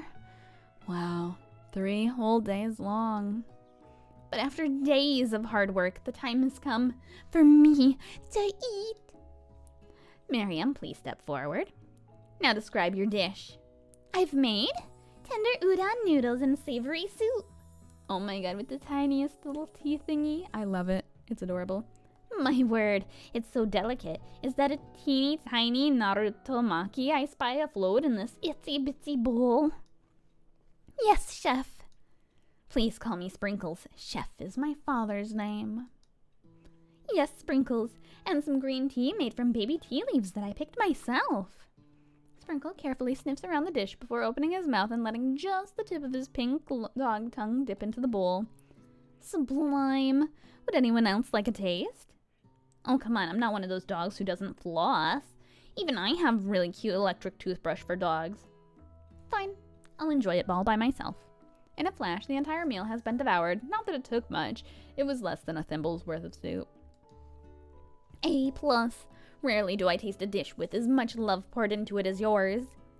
Miriam is overjoyed. She gives you a huge hug. Thank you, Time, for helping me to believe in myself. Von, you're up. Now describe your dish. I made uni over smooth egg custard in an axe-hewn urchin shell topped with caviar. Are you about to poison our dog again? Did you skewer one type of urchin with spines from a second, different colored type of urchin? Yes, Sprinkles. A bit much, don't you think? That's exactly why I did it. A bit much is kind of my brand. Doesn't it look cool? Sprinkles leans in to sniff the uni, but he can't get his nose close enough on account of all the spikes. He begins to paw at it erratically, causing the custard to slosh around. Woof, woof. Please be gentle with my cuisine. Finally, Sprinkles goes all in, tongue first, but he can't get past the needles. He reels back as his tongue is poked and prodded. Oh, my tongue. Poor puppy. The professor seems to be having an allergic reaction to this thing. I can't eat this. I keep poking my tongue. Disqualified. A stunning turn of events. Who would have thought that serving food in a bowl made of needles could make it difficult to eat? Does that mean he can't taste our food, though, if he's having an allergic reaction? Dejected, Von does not go gentle into the night. Disqualified? For glamour? Don't discount simplicity. This isn't the last you've heard of me. Before forcing us to endure his swollen tongue for another moment, Sprinkles graciously laps up a bowl of milk. I know, yeah, I'm a dog and I drink milk. Get over it. Sometimes it helps calm my agitated tongue. Next student, Ashley. It's time to step up. Now, describe your dish. I made orange blossom Turkish delight in a light rosewater syrup topped with French meringue and connected by sugar glass. Well, that seems a little extra, ma'am. That actually doesn't sound too bad. Indeed, it's quite delightful. However, I'd ask that you please refrain from eating it or attempting to taste it in any way. It's very fragile and meant to be a display piece. Don't eat the food? At a cooking school? Got toast in your ears or something, Time. I told you it's a display piece. Ashley, I must say it is beautiful. However, this is a cooking competition and a cooking school.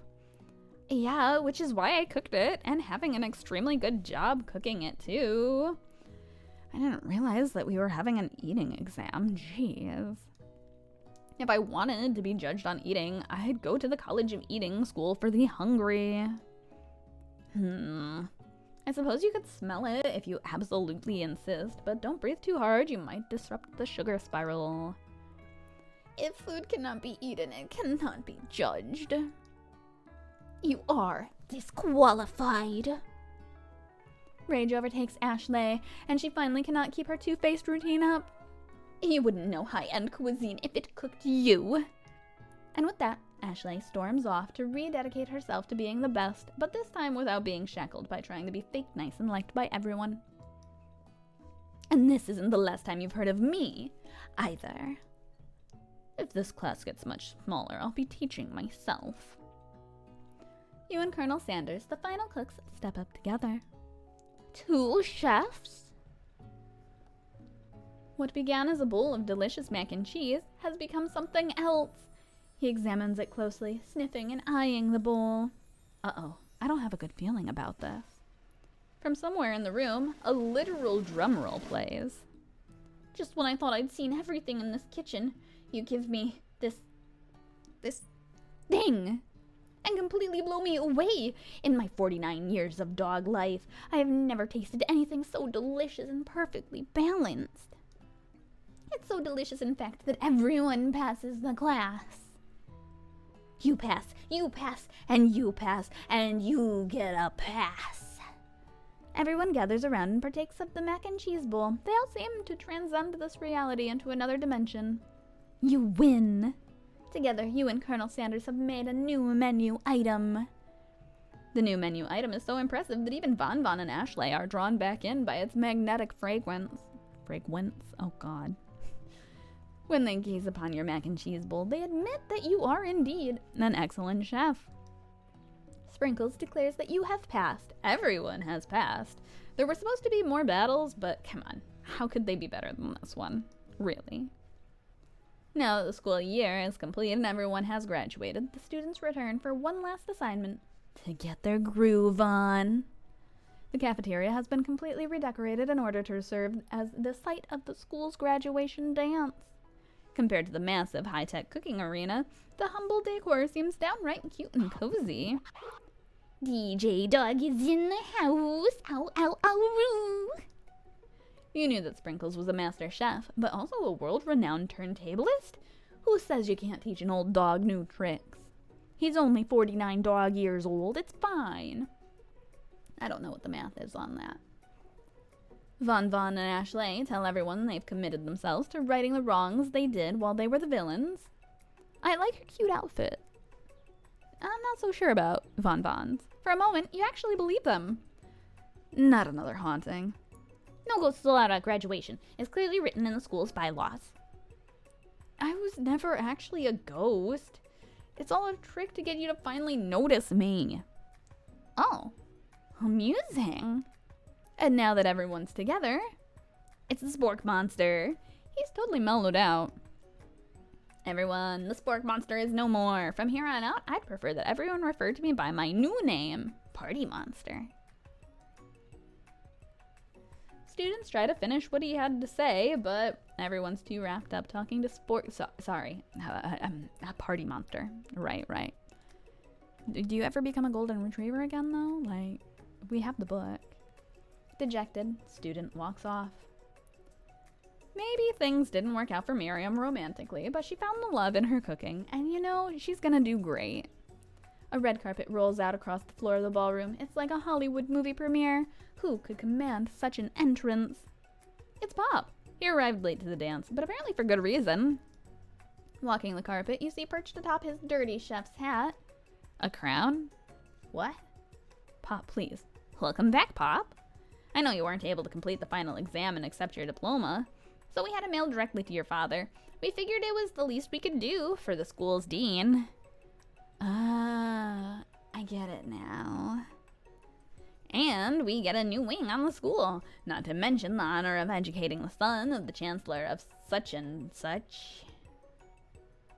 Miriam, will you be my lady king? What an incredible turn of events. An offer to join the royal family of such and such? It's like a dream come true. You'll get to be a princess or maybe a queen. I'm not sure if he even knows, but either way, crowns and gowns, baby. I'm sorry, Pop, but I'm not interested. Not now, at least. I've got so much to do with my life. At least, you know, she's not a gold digger. A twist on a twist. Pop is speechless. So many more 3-day universities to attend. So many tiny foods to meticulously sculpt and then watch it get accidentally blown away by a single sneeze. Okie doke. The music at the dance is interrupted by the sound of sparkling and electrical hissing. It's Clank who has arrived late to the dance. Now that I have graduated, I can reveal my truth. Whoa, he's still doing the talking thing. I am Clank, and I am not of this earth. I am actually from a faraway planet in another dimension. What? What? I actually feel like I knew this the whole time. Now that I have learned the ways of your kind, I must return. A portal opens up and Clank disappears through it. Finally, Colonel Sanders arrives. Howdy, classmates. In a casual outfit. Shocked. Oh my gosh. Just like the first day you met him, he's come prepared to feed the entire class. However, it's not enough to just give them a bucket of chicken. It's a full meal. This time it's a full meal. With everything. I didn't get to be the most famous chicken man in the history of chicken and man by not reminding people to go out and buy my chicken. The end? What? Huh? Wait. Okay. No, it's not the end. As everyone feasts on their delicious chicken dinner, Colonel Sanders finds you sitting at the edge of the dance floor. Thyme, what are you doing sitting all alone? Oh, you know, just waiting for the right person to ask me to dance. I wonder, might you tell me, what are the qualities that you would expect to find in such a lucky person? Why does he look distressed? Maybe I don't know. I had something else. Maybe a golden retriever, honestly. Off the top of my head, I don't know. A spicy musk, a tidy goatee, and a degree from the University of Cooking School Academy for Learning, just to name a few. It truly is my lucky day. Would you dance with me? Yeah, I would love to. I don't know how to dance, but I would love to. As you glide across the dance floor, hand in hand with Colonel Sanders, the future stresses me out, yeah, stretches out in front of you. And once my 100th franchise is up and running, I'll be ready to take a day off, and I'll be so glad to spend it together with you, Thyme. How sweet! We'll work together and play together. Colonel Sanders stops dead in his tracks. Work together? Well, I think this is something I'll just need to do by myself. But who will help you run your restaurants? I don't believe I need help. Besides, based on your time at the school here, do you really think running a restaurant is the best path forward? Why are you looking at me like that? Could it be? You found a love connection but failed to earn Colonel Sanders' respect as a chef? Can you live with only half of him? Will you be able to endure sharing him with his other love, the life of an entrepreneur? I suppose I could enroll at pastry school. Oh, my dear Thyme, I'm sure that you'll find your place eventually. And along the way, you'll have me by your side. The end. You know what? That's okay. I accept it. Thank you, KFC, for presenting whatever this is. thank you. I'm okay with that. I'm okay with that turnout because we wanted love, not... We didn't see the entirety of this before. Oh my god. Anyway, we wanted love. We didn't say that we wanted to be an entrepreneur, right? So we won. We won out at the end, regardless of what people may say or think. I'm distracted by the intro, outro. Again, my bad. Anyway, that was a much longer video than I intended on doing today. But we got really sucked into being with Colonel Sanders and eating all the chicken. And now I am hungry and must depart. I hope that everyone has a great ValenThyme's Day. And thank you all for watching, commenting, thumbs up, subscribing, eating some extra chicken for our ValenThyme's dinner. Ours, yeah, together. You're going to feed me too. Whether you want to or not, I am under the table. Make sure to give me some chicken, please. Thank you. And thank you all for watching and doing all those things that you do. And I hope to see you all next time. Bye-bye.